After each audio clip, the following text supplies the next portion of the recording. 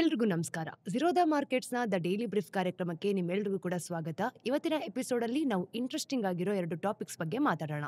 ಮೊದಲನೇದಾಗಿ ಬ್ರಿಕ್ಸ್ ಬೆಳವಣಿಗೆ. ಯಾಕೆ ಹೆಚ್ಚು ದೇಶಗಳು ಈ ಶಕ್ತಿಶಾಲಿ ಎಕನಾಮಿಕ್ ಬ್ಲಾಕ್‌ಗೆ ಸೇರ್ಕೊಳ್ತಾ ಇದೆ? ಇದಾದ್ಮೇಲೆ ಯುರೋಪ್‌ನ $875 ಬಿಲಿಯನ್ ಈ ರಕ್ಷಣಾ ತಳ್ಳಾಟ ನಡೀತಿದೆ. ಟ್ರಂಪ್ ವಾಪಸ್ ಬಂದಾದ್ಮೇಲೆ ಗ್ಲೋಬಲ್ ಸೆಕ್ಯೂರಿಟಿಯನ್ನ ಹೇಗ್ ಬದಲಾಯಿಸ್ತಿದೆ ಅಂತ ಇಲ್ಲಿ ಗೊತ್ತಾಗುತ್ತೆ. ಹಣಕಾಸಿನ ವಿಷಯಗಳು ಹಾಗೂ ಫೈನಾನ್ಷಿಯಲ್ ಮಾರ್ಕೆಟ್ಸ್ ಅಲ್ಲಿ ಆಗುವಂತಹ ಚೇಂಜಸ್ ಅನ್ನ ನಾವಿಲ್ಲಿ ಡೀಟೇಲ್ಡ್ ಆಗಿ ಮಾತಾಡ್ತೀವಿ. ನಾನು ನಿಮ್ಮ ನಿರೂಪಕಿ ಚಂದನಾ ಗೌಡ. ಡೊನಾಲ್ಡ್ ಟ್ರಂಪ್ ಮತ್ತೆ ವೈಟ್ ಹೌಸ್ಗೆ ಬಂದಿರೋದ್ರಿಂದ ಮತ್ತೆ ಆ ಹೆಚ್ಚು ಟ್ಯಾರಿಫ್ ನ ಹಾಕೋ ಕಾಲ ವಾಪಸ್ ತರ್ತೀನಿ ಅಂತ ಹೆದರ್ಸಿರೋದ್ರಿಂದ ಈ ಬ್ರಿಕ್ಸ್ ಅನ್ನೋ ಗುಂಪಿಗೆ ಬ್ಲಾಕ್ ಈಗ ಹೊಸ ಪ್ರಾಮುಖ್ಯತೆನ ತಗೊಂಡ್ ಬಂದಿದೆ. ಹಾಗಾದ್ರೆ ಬನ್ನಿ, ಈ ಬ್ರಿಕ್ಸ್ ಅಂದ್ರೆ ಏನು, ಅದು ಹೇಗೆ ಬದಲಾಗತ್ತೆ ಮತ್ತು ಇವತ್ತಿನ ಈ ಒಂದು ಹೊಡೆದೋಗ್ತಿರೋ ಜಾಗತಿಕ ಎಕನಾಮಿಯಲ್ಲಿ ಇದು ಯಾಕೆ ಎಂದಿಗಿಂತಲೂ ಹೆಚ್ಚು ಮುಖ್ಯ ಅನ್ನೋದನ್ನ ವಿವರವಾಗಿ ನೋಡ್ಕೊಂಬರೋಣ. ಹಾಗಿದ್ರೆ ಬ್ರಿಕ್ಸ್ ಯಾವಾಗ ಶುರುವಾಯಿತು? ಶುರುವಿನಲ್ಲಿ ನಾವು ನೋಡಿದಾಗ ಬ್ರೆಜಿಲ್, ರಷ್ಯಾ, ಇಂಡಿಯಾ, ಚೈನಾ ಮತ್ತೆ ಸೌತ್ ಆಫ್ರಿಕಾ ಈ 5 ಪ್ರಮುಖ ಎಮರ್ಜಿಂಗ್ ಎಕನಾಮಿಸ್ಗಳ ಹೆಸರಿನ ಮೊದಲ ಅಕ್ಷರಗಳಾಗಿದ್ವು. ಈಗ ಎಮರ್ಜಿಂಗ್ ಎಕನಾಮಿಸ್ ಅಂದ್ರೆ ವೇಗವಾಗಿ ಬೆಳೀತಿರೋ ಆರ್ಥಿಕತೆಗಳು ಅಂತ. ಇವನ್ನ 2009ರಲ್ಲಿ ನಾವು ನೋಡಿದಾಗ ಫಾರ್ಮ್ಲಿ ಒಂದು ಗುಂಪಾಗಿ ಒಟ್ಟಿಗೆ ಸೇರಿಸಿದ್ರು. ಆದ್ರೆ ಈ ಕೋಯಲೇಷನ್ ಅಂದ್ರೆ ಈ ಒಕ್ಕೂಟ ಅಂತ ಏನ್ ಹೇಳ್ತೀವಿ, ಇದು ಎಕ್ಸ್ಪ್ಯಾಂಡ್ ಆಗ್ತಾನೆ ಇದೆ, ಅಂದ್ರೆ ವಿಸ್ತರಿಸ್ತಿದೆ ಅಂತ. ಮತ್ತೆ ಈಗ ಇದರಲ್ಲಿ ನಾವು ನೋಡಿದಾಗ ಈಜಿಪ್ಟ್ ಆಗಿರ್ಬೋದು, ಇಥಿಯೋಪಿಯಾ, ಇರಾನ್ ಮತ್ತೆ UAE ಸೇರ್ಕೊಂಡಿದೆ. ಹಾಗೆ ಇಂಡೋನೇಷ್ಯಾ ಕೂಡ. ಇಂಡೋನೇಷ್ಯಾ ಇದೇ ಜನವರಿಯಲ್ಲಿ 10ನೇ ಸದಸ್ಯ ಆಯಿತು. ಇವು ಸುಮ್ಮನೆ ರ್ಯಾಂಡಮ್ ಆಗಿ ಅಂದ್ರೆ ಯಾಕೋ ಏನೋ ಅಂತ ಒಟ್ಟಿಗೆ ಸೇರ್ಕೊಂಡಿರುವಂತ ದೇಶಗಳಲ್ಲ. ನಾವು ಮಾತಾಡ್ತಿರೋದು ತುಂಬಾ ಗಂಭೀರವಾದ ಎಕನಾಮಿಕ್ ವೇಟ್ ಬಗ್ಗೆ, ಅಂದ್ರೆ ದೊಡ್ಡ ಆರ್ಥಿಕ ಶಕ್ತಿ ಬಗ್ಗೆ. ಈ ಬ್ರಿಕ್ಸ್ ದೇಶಗಳು ಕಲೆಕ್ಟಿವ್ಲಿ ಪ್ರಪಂಚದ ಜನಸಂಖ್ಯೆಯ ಸುಮಾರು 45% ಅನ್ನ ರೆಪ್ರೆಸೆಂಟ್ ಮಾಡುತ್ತೆ. ನೋಡಿ, ಪರ್ಚೇಸಿಂಗ್ ಪವರ್ ಪ್ಯಾರಿಟಿ ಲೆಕ್ಕದಲ್ಲಿ ನಾವು ನೋಡಿದಾಗ ಗ್ಲೋಬಲ್ GDPಯ 35%ಗಿಂತ ಹೆಚ್ಚನ್ನ ಜನರೇಟ್ ಮಾಡುತ್ತೆ. ಹಾಗೆ ಪ್ರಪಂಚದ ಆಯಿಲ್ ಪ್ರೊಡಕ್ಷನ್ ನ 30% ಅನ್ನ ಇವರೇ ಮಾಡ್ತಾರೆ. ಇನ್ನು ಸುಮ್ಮನೆ ಸಹ ಯಾರು ಕೂತ್ಕೊಂಡಿಲ್ಲ, ಇನ್ಸ್ಟಿಟ್ಯೂಷನ್ ಕೂಡ ಕಟ್ತಾನೆ ಇದ್ದಾರೆ. ಫಾರ್ ಎಕ್ಸಾಂಪಲ್ 2014ರಲ್ಲಿ $100 ಬಿಲಿಯನ್ ಆರಂಭಿಕ ಫಂಡಿಂಗ್ ಜೊತೆಗೆ ಈ ಕಂಟಿಂಜೆಂಟ್ ರಿಸರ್ವ್ ಅರೇಂಜ್ಮೆಂಟ್ ಮತ್ತೆ 2015ರಲ್ಲಿ ನ್ಯೂ ಡೆವಲಪ್ಮೆಂಟ್ ಬ್ಯಾಂಕ್ ಅನ್ನು ಕೂಡ ಕಟ್ಟಿದ್ರು. ನೋಡಿ, ಈ ಇನ್ಸ್ಟಿಟ್ಯೂಷನ್ಸ್ ಇದೆಯಲ್ಲ, ಇವು ವೆಸ್ಟರ್ನ್ ಡಾಮಿನೇಟ್ ಆದ IMF ಮತ್ತೆ ವರ್ಲ್ಡ್ ಬ್ಯಾಂಕ್ ತರದ ಸಂಸ್ಥೆಗಳಿಗೆ ಸ್ಪಷ್ಟವಾದ ಆಲ್ಟರ್ನೇಟಿವ್ಸ್ ಅಂತಾನೆ ಹೇಳ್ಬೋದು. ಗ್ರೋಯಿಂಗ್ ಫ್ರಾಗ್ಮೆಂಟೇಷನ್ ಯಾವ ರೀತಿ ಆಗ್ತದೆ? ಈಗ ಈ ಬ್ರಿಕ್ಸ್ ನ ಬೆಳವಣಿಗೆ ಏನಿದೆ, ಇದು ಪ್ರತ್ಯೇಕವಾಗಿ ನಡೀತಾ ಇಲ್ಲ. ಇತ್ತೀಚೆಗೆ ಪಬ್ಲಿಷ್ ಆದ ಒಂದು IMF ರಿಸರ್ಚ್ ಪ್ರಕಾರ ನಾವೀಗ ಈ ಜಿಯೋ ಎಕನಾಮಿಕ್ ಫ್ರಾಗ್ಮೆಂಟೇಷನ್ ಅಂತ ಕರೆಯೋದನ್ನ ನೋಡ್ತಾ ಇದೀವಿ. ಗ್ಲೋಬಲ್ ಎಕನಾಮಿಕ್ ಇಂಟಿಗ್ರೇಷನ್ ಅನ್ನ ರಿವರ್ಸ್ ಮಾಡೋ ಪಾಲಿಸೀಸ್ ಅಂತ.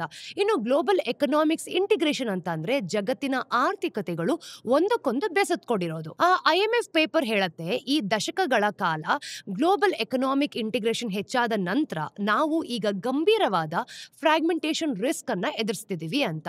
ಅವ್ರು ಹೇಳೋ ಹಾಗೆ GFC ನಂತರದ ಯುಗಗಳಲ್ಲಿ ಅಂದ್ರೆ ಪೋಸ್ಟ್ GFC ಎರಾ ಅಂತ ನೋಡಿದಾಗ, GFC ನಂತರ ಯುಗದಲ್ಲಿ ಅಂದ್ರೆ ಪೋಸ್ಟ್ GFC ಎರಾ, ಈಗ ಗ್ಲೋಬಲ್ ಫೈನಾನ್ಷಿಯಲ್ ಕ್ರೈಸಿಸ್ ಆದ್ಮೇಲೆ global flows of goods and capital ಒಂದು ಸ್ಟೇಜ್ಗೆ ಬಂದು ನಿಂತಿದೆ. ಹಾಗೆ ಟ್ರೇಡ್ ರಿಸ್ಟ್ರಿಕ್ಷನ್ ಸಹ ದಿಢೀರ್ ಅಂತ ಹೆಚ್ಚಾಗಿದೆ ನೋಡಿ. ಇದನ್ನ ಆಮೇಲೆ ಪ್ಯಾಂಡಮಿಕ್ ಮತ್ತೆ ರಷ್ಯಾದ ಯುಕ್ರೇನ್ ಇನ್ವೇಷನ್ ಇನ್ನೂ ಕೂಡ ಸ್ವಲ್ಪ ಜಾಸ್ತಿ ಮಾಡ್ತಿದೆ. ಅವ್ರ ಪ್ರಕಾರ ಇದು ಇಂಟರ್ನ್ಯಾಷನಲ್ ರಿಲೇಷನ್ ಅನ್ನ ಮತ್ತಷ್ಟು ಟೆಸ್ಟ್ ಮಾಡ್ತಾ ಇದೆ ಅಂತ. ಹಾಗೇನೆ ಗ್ಲೋಬಲೈಸೇಷನ್ ಬೆನಿಫಿಟ್ಸ್ ಬಗ್ಗೆ ಸ್ಕೆಪ್ಟಿಸಮ್ ಅಂದ್ರೆ ಸ್ವಲ್ಪ ಡೌಟ್ ಸಹ ಜಾಸ್ತಿ ಆಗಿದೆ. ಈ ಫ್ರಾಗ್ಮೆಂಟೇಷನ್ ನಾವು ನೋಡಿದಾಗ ಥಿಯರಿಟಿಕಲ್ ಅಂತ ನಮಗೆ ಖಂಡಿತವಾಗ್ಲೂ ಅನ್ಸಲ್ಲ, ಡೇಟಾದಲ್ಲೂ ಕೂಡ ಕ್ಲಿಯರ್ ಆಗಿ ಕಾಣಿಸ್ತಿದೆ ನೋಡಿ. IMF ಏನ್ ಹೇಳುತ್ತೆ ಗೊತ್ತಾ? ರೀಶೋರಿಂಗ್, ನಿಯರ್ ಶೋರಿಂಗ್, ಹಾಗೇನೆ ಆನ್ ಶೋರಿಂಗ್, ಈ ತರದ ಕೀವರ್ಡ್ಸ್ ಗಳನ್ನ ಮೆನ್ಷನ್ ಮಾಡುತ್ತೆ. ಈಗ ನೋಡಿ, ಕಂಪನಿ ಇದ್ದಕ್ಕಿದ್ದ ಹಾಗೆ ಒಂದು ಅರ್ನಿಂಗ್ ಕಾಲ್ಸ್ ನ ರ್ಯಾಪಿಡ್ಲಿ ಇನ್ಕ್ರೀಸ್ ಮಾಡುತ್ತೆ ಅಂತ ಅನ್ಕೊಳ್ಳೋಣ. ಅರ್ನಿಂಗ್ ಕಾಲ್ಸ್ ಅಂತ ಅಂದ್ರೆ ಕಂಪನಿಗಳು ತಮ್ಮ ಹಣಕಾಸು ಫಲಿತಾಂಶಗಳ ಬಗ್ಗೆ ಈ ಇನ್ವೆಸ್ಟರ್ಸ್ ಯಾರಿರ್ತಾರೆ ಅವ್ರಿಗೆ ಕೊಡುವಂತಹ ಒಂದು ಕಾಲ್ಸ್ ಅಂತ ಹೇಳ್ಬೋದು. ಬಿಸ್ನೆಸಸ್ ಗಳು ಈಗ ಕೇವಲ ಪ್ಯೂರ್ ಎಫಿಷಿಯನ್ಸಿ ಕನ್ಸಿಡರೇಷನ್ಸ್ ಇಂದ ಅಲ್ಲ, ಬದಲಾಗಿ ಗವರ್ಮೆಂಟ್ ಪಾಲಿಸೀಸ್ ನ ಗೈಡ್ ಮಾಡದ ಹಾಗೆ ತಮ್ಮ ಒಂದು ಸಪ್ಲೈ ಚೈನ್ಸ್ ಏನಿರುತ್ತೆ ಅದನ್ನ ಆಕ್ಟಿವ್ ಆಗಿ ಬದಲಾಯಿಸ್ತಿದ್ದಾರೆ. ಮತ್ತೆ ಇಲ್ಲೇ ನೋಡಿ, ಇದು ನಿಜವಾಗ್ಲೂ ಒಂದು ಪರಿಗಣಿಸಬೇಕಾಗಿರುವಂತಹ ಟಾಪಿಕ್ ಅಂತ ಗೊತ್ತಾಗುತ್ತೆ. IMF ಎಸ್ಟಿಮೇಟ್ಸ್ ಮಾಡುತ್ತೆ, ಹಾಗೆ ಫ್ರಾಗ್ಮೆಂಟೇಷನ್ ಕೂಡ ಎಷ್ಟು ಸಿವಿಯರ್ ಆಗುತ್ತೆ ಅನ್ನೋದ್ರ ಮೇಲೆ ಡಿಪೆಂಡ್ ಆಗಿರುತ್ತೆ. ಇದು ಗ್ಲೋಬಲ್ ಎಕನಾಮಿಯ GDP ನ ನೋಡಿದಾಗ 0.2% ಇಂದ 7% ವರೆಗೂ ಕೂಡ ಕಾಸ್ಟ್ ಅನ್ನ ಉಂಟು ಮಾಡಬಹುದು ಅಂತ. ಒಂದು ವೇಳೆ ಟೆಕ್ನಾಲಜಿಕಲ್ ಡಿಕೂಪ್ಲಿಂಗ್ ಕೂಡ ಇದಕ್ಕೆ ಸೇರ್ಕೊಂಡಿದೆ ಅಂತ ಅನ್ಕೊಳ್ಳೋಣ. ಕೆಲವು ದೇಶಗಳು 8% ಇಂದ 12% ವರೆಗೂ ಕೂಡ ಔಟ್ಪುಟ್ ಲಾಸಸ್ ಅನ್ನ ನೋಡಬಹುದು. ಈ ರೀತಿ ಹೆಚ್ಚಾಗ್ತಿರೋ ಗ್ಲೋಬಲ್ ಎಕನಾಮಿಕ್ ಡಿವಿಷನ್ಸ್ ಅನ್ನ ಕಾಂಟೆಕ್ಸ್ಟ್ ನಲ್ಲೇ ಬ್ರಿಕ್ಸ್ಗೆ ರಿನ್ಯೂಡ್ ಇಂಪಾರ್ಟೆನ್ಸ್ ಅನ್ನ ತಗೊಂಡ್ ಬಂದ್ಕೊಟ್ಟಿದೆ. ಇದು ಫ್ರಾಗ್ಮೆಂಟೇಷನ್ ನ ಒಂದು ಸಿಂಪ್ಟಮ್, ಅದಕ್ಕೆ ಒಂದು ಆಕ್ಸಿಲರೇಟಿಂಗ್ ಫೋರ್ಸ್ ಸಹ ಕೊಡಬಹುದು. ಹಾಗಾದ್ರೆ ಒಂದು ಬ್ರಿಕ್ಸ್ ಸದಸ್ಯರನ್ನ ಮೋಟಿವೇಟ್ ಮಾಡೋದಾದ್ರೂ ಏನು? ಕಾರ್ನೆಗಿ ಎಂಡೋನ್ಮೆಂಟ್ಸ್ ನ ಒಂದು ಇತ್ತೀಚಿನ ರಿಪೋರ್ಟ್ ನಮಗೆ ಎಕ್ಸ್ಪರ್ಟ್ಸ್ ಗಳ ಅಭಿಪ್ರಾಯಗಳನ್ನು ಕೂಡ ಕೊಡುತ್ತೆ. ಪ್ರತಿ ದೇಶದ ಮೋಟಿವೇಶನ್ ಅಂತಂದ್ರೆ ಈ ಪ್ರೇರಣೆ ಅಂತ ಏನ್ ಹೇಳ್ತೀವಿ ಅದು ಸ್ಟೆಪ್ ಬೈ ಸ್ಟೆಪ್ ನಾನ್ ನಿಮ್ಗೆ ತಿಳಿಸ್ತಾ ಹೋಗ್ತೀನಿ ನೋಡಿ. ಬ್ರೆಜಿಲ್ಗೆ ಆಲಿವರ್ ಸ್ಟ್ಯೂಂಕಲ್ 4 ಮುಖ್ಯ ಬೆನಿಫಿಟ್ಸ್ ಗಳನ್ನ ಗುರುತಿಸಿದ್ದಾರೆ. ಪ್ರೆಸ್ಟೀಜ್, ಜಿಯೋಪೊಲಿಟಿಕಲ್ ಇನ್ಫ್ಲುಯೆನ್ಸ್, ಚೈನಾ ಜೊತೆ ಹತ್ತಿರದ ಸಂಬಂಧಗಳನ್ನ, ಹಾಗೆ ಡಿಪ್ಲೊಮ್ಯಾಟಿಕ್ ಐಸೋಲೇಷನ್ ವಿರುದ್ಧ ಇನ್ಶೂರೆನ್ಸ್ ಅನ್ನು ಕೂಡ ಕೊಡುತ್ತೆ. ಬ್ರಿಕ್ಸ್ ನ ಭಾಗವಾಗಿರೋದು ಬ್ರೆಜಿಲ್. ಇದನ್ನ ಚೈನಾ, ಭಾರತ, ರಷ್ಯಾದಂತಹ ಪ್ರಮುಖ ಶಕ್ತಿಗಳ ಲೀಗಲ್ಲಿ ಇರ್ಸತ್ತೆ. ಇದರಿಂದ ಅದರ ಗ್ಲೋಬಲ್ ಸ್ಟ್ಯಾಂಡಿಂಗ್ ಅಲ್ಲಿ ನಾವು ನೋಡಿದಾಗ ಸ್ಟೆಪ್ ಬೈ ಸ್ಟೆಪ್ ಜಾಸ್ತಿ ಆಗತ್ತೆ. ಒಂದು ವೇಳೆ ವೆಸ್ಟ್ ನಿಂದ ಐಸೋಲೇಷನ್ ನ ಎದುರಿಸುವಂತಹ ಒಂದು ಸಿಚುವೇಶನ್ ಬಂದ್ರೆ ಇದು ಬ್ರೆಜಿಲ್ಗೆ ಒಂದು ಸೇಫ್ ಹೆವನ್ ಕೂಡ ಕೊಡುತ್ತೆ. ಅಲೆಕ್ಸಾಂಡರ್ ನ ಗೇಬ್ಯೂ ಹೇಳೋ ಪ್ರಕಾರ ರಷ್ಯಾಗೆ ಈಗ ಬ್ರಿಕ್ಸ್ ನಲ್ಲಿ 3 ಮುಖ್ಯ ಆಸಕ್ತಿಗಳಿದೆಯಂತೆ. ಮೊದಲನೇದಾಗಿ ಪೋಸ್ಟ್ ಅಮೆರಿಕನ್ ವರ್ಲ್ಡ್ ಆರ್ಡರ್ ನ ರೂಪಿಸುವಂತಹ ಒಂದು ನಾನ್ ವೆಸ್ಟರ್ನ್ ಶಕ್ತಿಗಳ ಒಂದು ಡೈನಮಿಕ್ ಗ್ರೂಪ್ ನ ಭಾಗವಾಗಿದೆ. ಅದು ಆ ರೀತಿನೇ ಕಾಣಿಸ್ಕೊಳ್ಳುತ್ತೆ. ಎರಡನೇದಾಗಿ ಯುಎಸ್ ಡಾಮಿನೇಟೆಡ್ ಮೆಕ್ಯಾನಿಸಂ ಹೊರಗೆ ಟ್ರೇಡ್, ಫೈನಾನ್ಸ್ ಮತ್ತೆ ಇನ್ವೆಸ್ಟ್ಮೆಂಟ್ ಗಾಗಿ ಟೂಲ್ಸ್ ಅನ್ನ ಅಭಿವೃದ್ಧಿಪಡಿಸೋದು. ಇದು ವೆಸ್ಟರ್ನ್ ಸ್ಯಾಂಕ್ಷನ್ಸ್ ಮಧ್ಯೆ ಕೆರ್ಲಿನ್ಗೆ ಅಂದ್ರೆ ರಷ್ಯಾ ಸರ್ಕಾರಕ್ಕೆ ತುಂಬಾನೇ ಮುಖ್ಯ ಆಗಿದೆ, ಅಂದ್ರೆ ಕ್ರೂಷಿಯಲ್. ಮತ್ತು ಮೂರನೇದಾಗಿ ಪುಟಿನ್ ಅವರು ಪ್ರಯಾಣದ ಮೇಲೆ ಇಂಟರ್ನ್ಯಾಷನಲ್ ರೆಸ್ಟ್ರಿಕ್ಷನ್ಸ್ ಎದುರಿಸ್ತಿರುವಂತ ಸಮಯದಲ್ಲಿ ಹೈ ಲೆವೆಲ್ ಡಿಪ್ಲೊಮ್ಯಾಟಿಕ್ ಕಾಂಟ್ಯಾಕ್ಟ್ಸ್ ಅನ್ನ ಮೇಂಟೈನ್ ಮಾಡೋದು. ಇನ್ನು ಇಂಡಿಯಾದ ಪರ್ಸ್ಪೆಕ್ಟಿವ್ ಸ್ವಲ್ಪ ಹೆಚ್ಚು ಸೂಕ್ಷ್ಮ ವ್ಯತ್ಯಾಸಗಳಿಂದನೇ ಕೂಡಿದೆ ನೋಡಿ. ಈಗ ಆಶ್ಲೆ ಟೆಲೀಸ್ ವಿವರಿಸ್ತಾರೆ, ಭಾರತಕ್ಕೆ ರಷ್ಯಾ ಮತ್ತೆ ದಕ್ಷಿಣ ಆಫ್ರಿಕಾ ಜೊತೆ ಇರುವಂತಹ ಒಂದು ಹತ್ತಿರವಾದ ಸಂಬಂಧಗಳು ಚೈನಾ ಜೊತೆಗಿನ ಒಂದು ಹತ್ತಿರವಾದ ಒಂದು ಸಂಬಂಧನ ನಾವು ನೋಡಿದಾಗ ತುಂಬಾ ವಿರುದ್ಧವಾಗಿ ಕಾಣುತ್ತೆ ಅಂತ. ಭಾರತ ಮತ್ತೆ ಬ್ರೆಜಿಲ್ ಎರಡು ದೇಶಗಳು ಕೂಡ ಬೇರೆ ಬೇರೆ ದೇಶಗಳು ಬಯಸಬಹುದಂತಹ ಒಂದು ಬ್ರಿಕ್ಸ್ ತುಂಬಾ ಆಂಟಿ ವೆಸ್ಟರ್ನ್ ಆಗೋದನ್ನ ತಡೆಯೋದಕ್ಕೆ ಕೆಲಸ ಮಾಡುತ್ತೆ ನೋಡಿ. ಭಾರತಕ್ಕೆ ಬ್ರಿಕ್ಸ್ ನಾಯಕತ್ವದಲ್ಲಿ ನಾವು ನೋಡಿದಾಗ ಆಲ್ಟರ್ನೇಟಿವ್ ಸ್ಟೇಜ್ ಅನ್ನ ಒದಗಿಸುತ್ತೆ. ಇನ್ನು ಗ್ಲೋಬಲ್ ಅಫೇರ್ಸ್ ನಲ್ಲಿ ಈ ಮಲ್ಟಿಪೊಲಾರಿಟಿಯನ್ನ ಮುನ್ನಡೆಸಬೇಕಾದ್ರೆ ಸಹಾಯನೂ ಕೂಡ ಮಾಡುತ್ತೆ. ಹಾಗೆ ಗ್ಲೋಬಲ್ ಸೌತ್ ಅನ್ನ ನಾವು ನೋಡಿದಾಗ ಇದರ ಲೀಡರ್ಶಿಪ್ ಇಂದ ಕ್ಲೈಮ್ ಮಾಡಬೇಕಾದ್ರೆ ಒಂದು ಆಪರ್ಚುನಿಟಿ ಸಹ ಕೊಡುತ್ತೆ. ಟಾಂಗ್ ಝಾವೋ ಹೇಳೋ ಪ್ರಕಾರ ಚೈನಾ ಬ್ರಿಕ್ಸ್ ಅನ್ನ ಇಂಟರ್ನ್ಯಾಷನಲ್ ಆರ್ಡರ್ ಏನಿರುತ್ತೆ ಅದನ್ನ ರಿಫಾರ್ಮ್ ಮಾಡಲು ನಾನ್ ವೆಸ್ಟರ್ನ್ ದೇಶಗಳ ಶಕ್ತಿಯನ್ನ ಬಳಸ್ಕೊಳ್ಳುತ್ತೆ. ಹಾಗೆ ಇದನ್ನ ರೂಪಿಸುತ್ತೆ ಕೂಡ, ಒಂದು ಸ್ಟ್ರಾಟಜಿಕ್ ಬ್ರಿಡ್ಜ್ ಆಗಿ ಕೂಡ ನೋಡುತ್ತೆ. ಇನ್ನು ಬೀಜಿಂಗ್ ಅಲ್ಲಿ ನಾವು ನೋಡಿದಾಗ ಬ್ರಿಕ್ಸ್ ವೆಸ್ಟರ್ನ್ ಡಿಕೂಪ್ಲಿಂಗ್ ವಿರುದ್ಧ ಒಂದು ಹೆಡ್ಜ್ ಆಗಿ ಕೆಲಸ ಮಾಡುತ್ತೆ. ಅದರ ಎನರ್ಜಿ, ಫುಡ್ ಮತ್ತೆ ಸಪ್ಲೈ ಚೈನ್ ಸೆಕ್ಯೂರಿಟಿಯನ್ನ ಬಲಪಡಿಸುತ್ತೆ ಕೂಡ. ಬೇಸಿಕಲಿ ಇದು ಡಿ-ಡಾಲರೈಸೇಷನ್ ಆಗಿರ್ಬೋದು ಮತ್ತೆ ರೆನೆಂಬಿಯಾದ ಒಂದು ಅಂತಾರಾಷ್ಟ್ರೀಯ ಮಟ್ಟಕ್ಕೆ ಕರ್ಕೊಂಡು ಹೋಗೋದಕ್ಕೆ ಸಹಾಯ ಮಾಡುತ್ತೆ. ಇನ್ನು ಸೌತ್ ಆಫ್ರಿಕಾದಲ್ಲಿ ನಾವು ನೋಡಿದಾಗ ಗುಸ್ಟಾವೋ ಡಿ ಕಾರ್ವಾಲಿಯೋ ಹಾಗೆ ಸ್ಟೀವನ್ ಗ್ರಸ್ಡ್ ಹೇಳೋ ಪ್ರಕಾರ ಬ್ರಿಕ್ಸ್ ಅನ್ನ ತನ್ನ ಗ್ಲೋಬಲ್ ಇನ್ಫ್ಲುಯೆನ್ಸ್ ಹೆಚ್ಚಿಸಿಕೊಳ್ಳಲು ಹಾಗೆ ಯುಎನ್ ಸೆಕ್ಯೂರಿಟಿ ಕೌನ್ಸಿಲ್, IMF ಮತ್ತೆ ವರ್ಲ್ಡ್ ಬ್ಯಾಂಕ್ ತರದ ಇನ್ಸ್ಟಿಟ್ಯೂಷನ್ಸ್ ನಲ್ಲಿ ರಿಫಾರ್ಮ್ ಆಗಿ ಒತ್ತಾಯಿಸಬೇಕಾದ್ರೆ ಒಂದು ಪ್ಲಾಟ್ಫಾರ್ಮ್ ಆಗಿ ನೋಡುತ್ತೆ.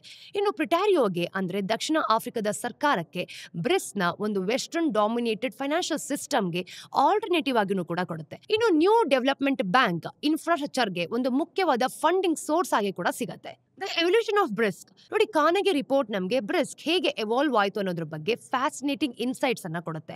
ಈ ಗ್ರೂಪ್ ಮೊದಲು ಹೆಚ್ಚು ಸೀಮಿತವಾದ ಒಂದು ಫೋಕಸ್ ನ ಇಟ್ಕೊಂಡು ಶುರುವಾಯಿತು. ಮುಖ್ಯವಾಗಿ ಎಮರ್ಜಿಂಗ್ ಎಕನಾಮಿಕ್ಸ್ ಅನ್ನು ನೋಡಿದಾಗ ಅದರಲ್ಲಿರುವಂತಹ ಶಕ್ತಿಗಳು ಒಂದು ಕ್ಲಬ್ ಆಗಿ ಪರಿವರ್ತನೆ ಆಗುತ್ತೆ. ಕಾಲಕ್ರಮೇಣ ಯಾವ ರೀತಿ ಗ್ರೋ ಆಗ್ಬೋದು ಅನ್ನೋದನ್ನು ಕೂಡ ಇಲ್ಲೇ ತೋರಿಸುತ್ತೆ. ಇನ್ನು ರಷ್ಯಾ ಈ ರೀತಿ ಒಂದು ಸ್ಟೆಬಿಲಿಟಿ ಇಲ್ದಿರುವಂತಹ ಗ್ರೂಪ್ ಅನ್ನ ಪೊಲಿಟಿಕಲ್ ಕ್ಲಬ್ ಆಗಿ ಬದಲಾಯಿಸೋದಕ್ಕೆ ಪ್ರಯತ್ನ ಪಟ್ಟ ಮೊದಲನೇ ದೇಶ ಅಂತ ಹೇಳ್ಬೋದು. ಅದು ಆರಂಭದಲ್ಲಿ ಬ್ರಿಕ್ಸ್ ಅನ್ನ IMF ತರದ ಒಂದು ಇನ್ಸ್ಟಿಟ್ಯೂಷನ್ಗೆ ಸಪ್ಲಿಮೆಂಟ್ ಮಾಡೋದಕ್ಕೆ ಹಾಗೆ ಒಂದು ವೋಟಿಂಗ್ ರೈಟ್ಸ್ ಗಳನ್ನ ಡೆವಲಪ್ ಮಾಡ್ಕೊಳ್ಳೋದಕ್ಕೆ ತುಂಬಾ ಫೋಕಸ್ ಮಾಡ್ತಿತ್ತು ಮತ್ತೆ ರೀಡಿಸ್ಟ್ರಿಬ್ಯೂಟ್ ಕೂಡ ಮಾಡ್ತಿತ್ತು. ಹಾಗೆ ಒಂದು ಮಾರ್ಗ ಸಹ ತೋರಿಸ್ತಿತ್ತು. ಇನ್ನು ವೆಸ್ಟ್ ಜೊತೆಗಿನ ರಿಲೇಷನ್ಸ್ ಗಳನ್ನ ತುಂಬಾ ನೀಟಾಗಿ ಇಟ್ಕೊಳ್ಳೋದಕ್ಕೂ ಸಹ ಸಪೋರ್ಟ್ ಮಾಡ್ತಿತ್ತು. ಹಾಗೆ ಒಂದು ಟೂಲ್ ಆಗಿ ಸೆಂಟ್ರಿಕ್ ಆಗಿ ಯಾವ ರೀತಿ ಇರಬೇಕು ಅನ್ನೋದನ್ನು ಕೂಡ ತೋರಿಸ್ತಾ ಇತ್ತು. ಇನ್ನು ಚೈನಾದ ವಿಷನ್ ಕೂಡ ಬ್ರಿಕ್ಸ್ಗೋಸ್ಕರನೇ ತುಂಬಾ ದೊಡ್ಡದಾಗಿ ತೋರಿಸ್ತಿದ್ದಾರೆ. ಮುಖ್ಯವಾಗಿ ಎಕನಾಮಿಕ್ ಮತ್ತೆ ಟ್ರೇಡ್ ಕೋಆಪರೇಷನ್ ಪ್ಲಾಟ್ಫಾರ್ಮ್ ಆಗಿ ಶುರುವಾದದ್ದು ಈಗ ಪೊಲಿಟಿಕಲ್ ಮತ್ತೆ ಸೆಕ್ಯೂರಿಟಿ ವಿಷಯಗಳನ್ನ ಕೂಡ ಸೇರಿಸ್ಕೊಳ್ತಿದೆ ನೋಡಿ. ಬ್ರಿಕ್ಸ್ ಅನ್ನ ಯಶಸ್ವಿಯಾಗಿ 3 ಪಿಲ್ಲರ್ಸ್ ಮೇಲೆ ನಿಲ್ಲಿಸಲಾಗುತ್ತೆ.